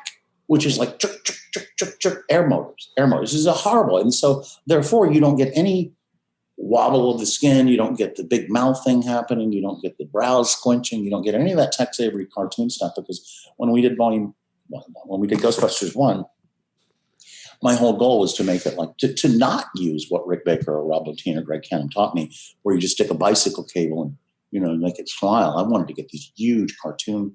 So there's just a bunch of people sticking their hands in it, wearing black suits. There's rods inside of it. Even the tongue is a glove.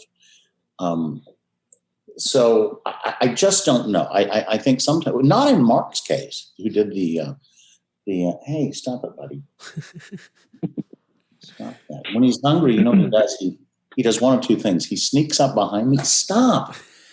He sneaks up behind me and just slides his needles right into my back. Yeah. It's like, oh my fucking God. I love that. That's not a good way. But the other thing he'll do when he's really hungry is he'll sit on my desk and he'll just not put his claws out at all, but he'll just very softly touch my face. That one works. What were we talking about? Yeah, so Mark's a good sculptor. But I think that, stop it. Go somewhere else. I think that, part of it is because that thing was so amorphous and so blobby, and because it did indeed change shapes all the time. So every still you look at it, it looks like a different sculpture. So people are like, I don't even know what I'm sculpting, because what is it? It looks different in all the different scenes, because it is. And I've had the same problem. I sculpted a Slimer mask for Spirit Halloween stores a couple years back. And they kept sending pictures to me and saying, no, this isn't right. And they would send me a picture of Slimer from Ghostbusters 2, or that horrible bank. Have you seen that bank? Yeah.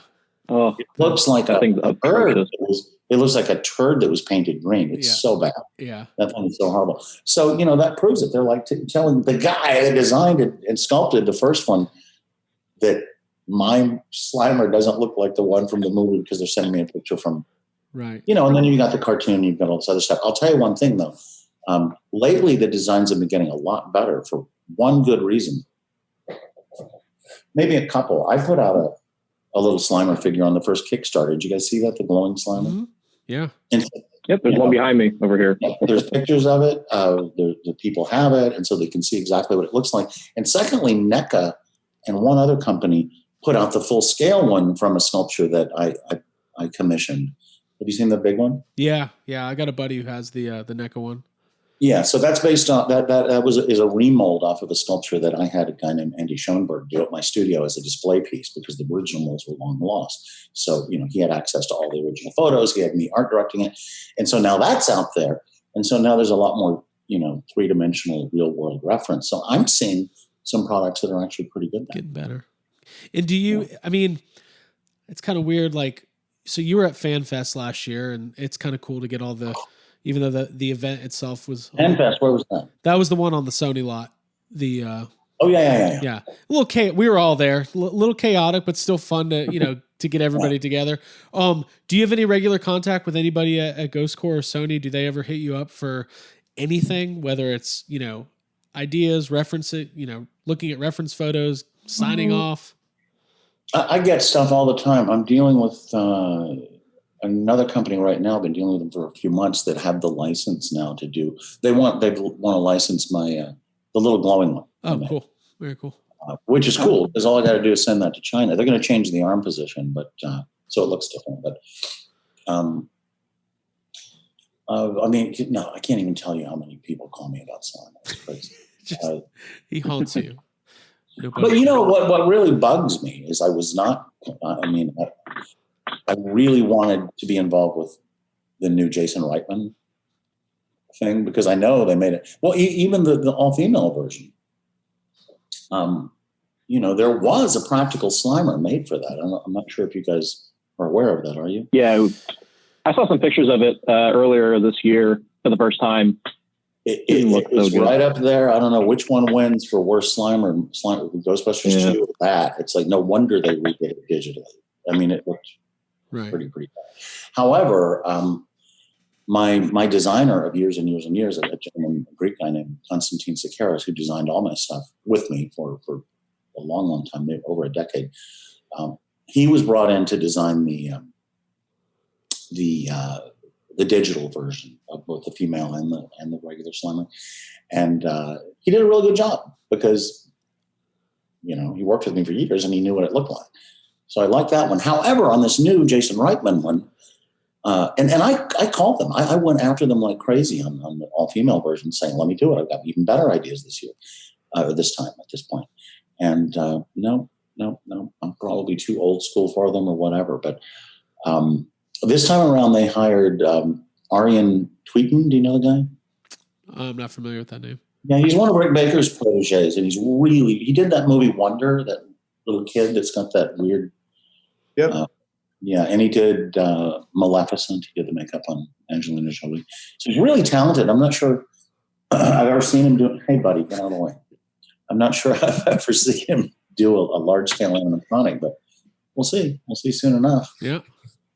But no, it's like they kicked Ivan Reitman off the all-female version. They said basically, because Ivan was my contact on that, but they said, you're too old. You don't have the sense of humor the kids want to hear. So yeah. There's a book that's going to be written. One day there's going to be a whole lot of stuff that comes out about the production of that movie specifically. Yeah.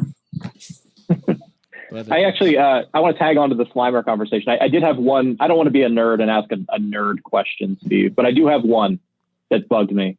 Yeah. Slimer has a great ass, and I just wanted to know if that was your idea, your design to give Slimer like all that junk in the trunk, or was it something that they pitched to you? Or because his ass is fantastic, So I just kind of wanted to hear. Who's talking? That's my image is frozen. Oh, okay. No, that was actually my idea because I'll tell you why. If you look at the profile of Slimer, it's got kind of a C shape where his face is up here and then his back bows in, and then he's got the butt, and the rest of the body comes up like this. And that's a very typical profile for a Tex Avery cartoon. And it also is the way Herman Munster used to walk. He would put his back in and his butt out and do this kind of stuff. If you look at him from a profile, he's doing that thing. And also, if you take a look at what Rob Bottin did on Explorers, same kind of thing. It's that cartoony kind of C-back with the big butt. And so I'm standing there looking at this thing, and it's got the right profile. It's got the right belly shape in the front. What do I do with that huge, giant piece of clay in the back? Well, it was his butt. All you would have to do is stick legs on that thing, and it would look like a big, fat, green Herman Munster. Very interesting. That's very cool. Go ahead, Craig. Sorry. No, you're good. I know we're a little pressed for time here. Matt and I had a question. When we were searching for images of you, for the signing we're going to be doing in the group, I found one picture of you and Linda Frobos working on one of the Terror Dogs. Right. And that was news to both of us. We didn't know that you had any involvement in the Terror Dog. And I just wanted to know, kind of what your role was there. And if you could just talk a little bit about that. Yeah, that was news to me too. When I saw that picture, I'm like, I don't even remember helping him. But, it was, we had the Ghost Shop at Boss Film Corporation on Ghostbusters. It was just a blast. It was the first show we did there. And so we were all making up the rules as we went along. And it was just so much fun. It was like one of the funnest times I've ever had because that also was the first time I was really in charge of something. So it was like a playground. And I didn't have to worry about the budgets or the money. It all came from the front office. And so they just said, do whatever you want, hire whoever you want. You want to stick feathers all over something, put a man on it. We don't care. So we just all jumped in and helped when we had a deadline. And so, it's not like I was coming in and saying, no, do it like this. I think we probably had a deadline for molding. And so we all jumped in and helped do it. The way Ghostbusters worked, to repeat myself ad nauseum, is that Randy Cook, the famed stop motion animator, who also won 3 consecutive Oscars on the Lord of the Rings trilogy for visual effects, was my partner on that show. And so in the beginning, we just split the work up. We said, well, how to do this. And so I took Slimer, I took the cab driver, I took the subway ghost, I took the librarian, and Randy took the Terror Dogs. It was real fair, real even split. Yeah, the Stay Puft Marshmallow Man was kind of basically Bill Bryan was kind of in charge of it underneath Randy and I. But still, Randy and I were the co-heads of the studio, and Bill was talented enough. We said, hey, just make it. And if you need any help, we're here. So you did the subway ghost as well, the blue one that kind of flies out toward the end of the, I think it's right around the taxi ghost. Yeah, it's when all the ghosts start escaping. Yeah, I did. It was it's not blue actually. Maybe it looked blue in the final film, but it was a very translucent, ruddy kind of reddish brown color. Oh, it had iridescent powder in it, and we shot that actually in a water tank. Oh, we shot it underwater. That's new. As a marionette. Yeah, we shot it as a marionette and a rod puppet in one of the cloud tanks at Boss Film because it was just easier. Because and that was one of the first times I actually worked underwater. I've worked underwater a lot since, obviously on The Abyss, on Sphere, Anaconda, and I learned that very technique on Ghostbusters with the library ghost the subway ghost is that stick it in water, and water does 90% of the work for you. It's very true. And Steve, on the production Ghostbusters, I've seen some conflicting titles for you. What would you say was your actual title on that? Yeah, they're very conflicting, and it bugs me to this day. Thank you for bringing that up, actually. Rob Bottin excised my name from The Howling, and I was one of his top guys for 4 or 5 months on that show. He took my name off the credits because we had a falling out, which annoys the shit out of me. But the same thing on that. I think my credit is Onion Head and Librarian Sculptor. That's it. What about the cap writer? What about the librarian? What about the fact that Randy and I ran that fucking show? It should have been, co-department supervisor with Randy Cook for all the ghosts and everything. I mean, we figured out. I mean, there was no difference between the way Randy and I ran that company as the way Rob Bottin or Rick Baker runs theirs. You've got a guy at the top who hires a bunch of other people, art directs them, and then gets in and gets their hands dirty when they can. That was exactly how we ran that show. And I was mortally offended with my credit on that. And I guess I won't care once I'm dead and in La La Land or wherever we go. But it wasn't just you. One of the conversation is that everybody gives me credit for everything that we did on Poltergeist 2. Everybody gives me credit for at Boss Film Corporation, everything that we did on Ghostbusters, everything that we did on Fright Night. But Randy was there. I think Randy just doesn't like the publicity. I try to get him to go to conventions. He doesn't want to do it. I try to get him involved in documentaries. He doesn't want to do it. So basically, over the years, everybody just moves the credit to me, which I'm perfectly fine with, but I feel bad about Randy. We can speak to Randy. We've tried to reach out to him as well for our group because he is the Terror Dogs, and a lot of people love those, and a lot of people our age, they were terrified by the Terror Dogs when they were kids. Right, and we'd love to work with him. But has he gotten back to you? See, that's my point. No. Yeah. I should just start taking credit for the Terror Dogs too. Randy wouldn't. We have proof. We have photo proof. Linda Frobos. That's right. Very, very good. It's interesting, the credit thing, just real quickly. We had a conversation with Terry Hardin. I'm not sure if you worked directly with her on the film or not. She also told a story. Yeah, so she told a story about how her and Mark Wilson and a bunch of people just didn't get credit at all.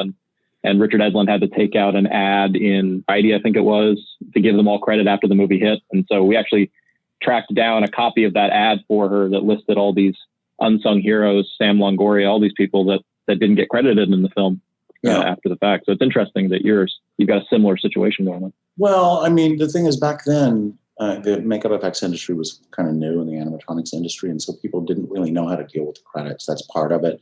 But also, as opposed to now, where you'll have 45 minutes of digital companies, and everybody and their mother and their dogs get credit on it. It's always been a very difficult thing to get credit for people. I mean, I fought that. You go into your initial contract negotiations, and they'll tell you before on a Spider-Man 2, Dr. Octopus, they'll tell you in the beginning, you get 12 credits and that's it. And I'm like, but I'm going to have 95 people work on this. Like, nope, you get 12 credits. That's insane. Are we still there? Yeah, we're good. Oh, we're good. Sorry, everybody froze again. Well, Steve, this was a really fantastic conversation. I've always enjoyed speaking with you, and I'm glad that Craig and Matt had an opportunity here as well. Thank you so much for doing the signing with our group. Slimer means a lot to a lot of us, and Taxi Driver and Library Ghost and all those things that you created. We're really excited to work with you, and look, he's doing. And just want to thank you for taking the time. Yeah. He was doing the song. What's the cat's name? It's Chaos, actually. Chaos. Yeah, the Greek. We'll bill this as a Chaos with a K. Chaos with a K. We'll bill this as a conversation with Steve and Chaos. Yeah, there you go. Well, I'm sorry that he destroyed your little outro there. Yeah, no, it was lovely speaking with you too, and it was fresh and it was interesting, and it wasn't like the typical Ghostbusters interview. Well, I swear to God, they're going to wheel me out in a wheelchair when I'm 100 years old and say, "How did you make Slimer?" Yeah, that's actually maybe as like a final thing. Like you do a lot of conventions. You do, you've done them over the years, and like I always, I love going to panels and I love attending those kinds of things, but I'm always kind of like holding anytime somebody stands up and asks a question, I'm just like, oh no, here we go. Because it's either the same stuff or just something where it's just like, oh, don't ask that. Nobody wants, Yeah, you wasted your question with that one. Right. So I was at a panel once with Christopher Lloyd, and somebody waited in line and asked, his question was, did Christopher Lloyd enjoy acting? So it's just like, ugh, all right. He does. I hope they didn't ask him about the Jim Ignatowski character, because he fucking hates that. Oh, interesting. I did a movie with him, and he actually sounds like that character. I did a movie called Suburban Commando. It was a Hulk Hogan film. Oh yeah. Oh hell yeah. Full body alien. We made Hulk's ridiculous armor for it as well. But I was with Bill Corso. Hey, will you stop being so cute? I was with Bill Corso. Oscar-winning makeup artist, used to art direct my company. And Bill Corso just so happens to do the world's greatest Jim Ignatowski impersonation. But everybody before we went on set said, don't, you cannot do that. You cannot. Don't bring up Jim Ignatowski. Probably for the same reason I get a little annoyed at people bringing up Slimer. Except for you guys.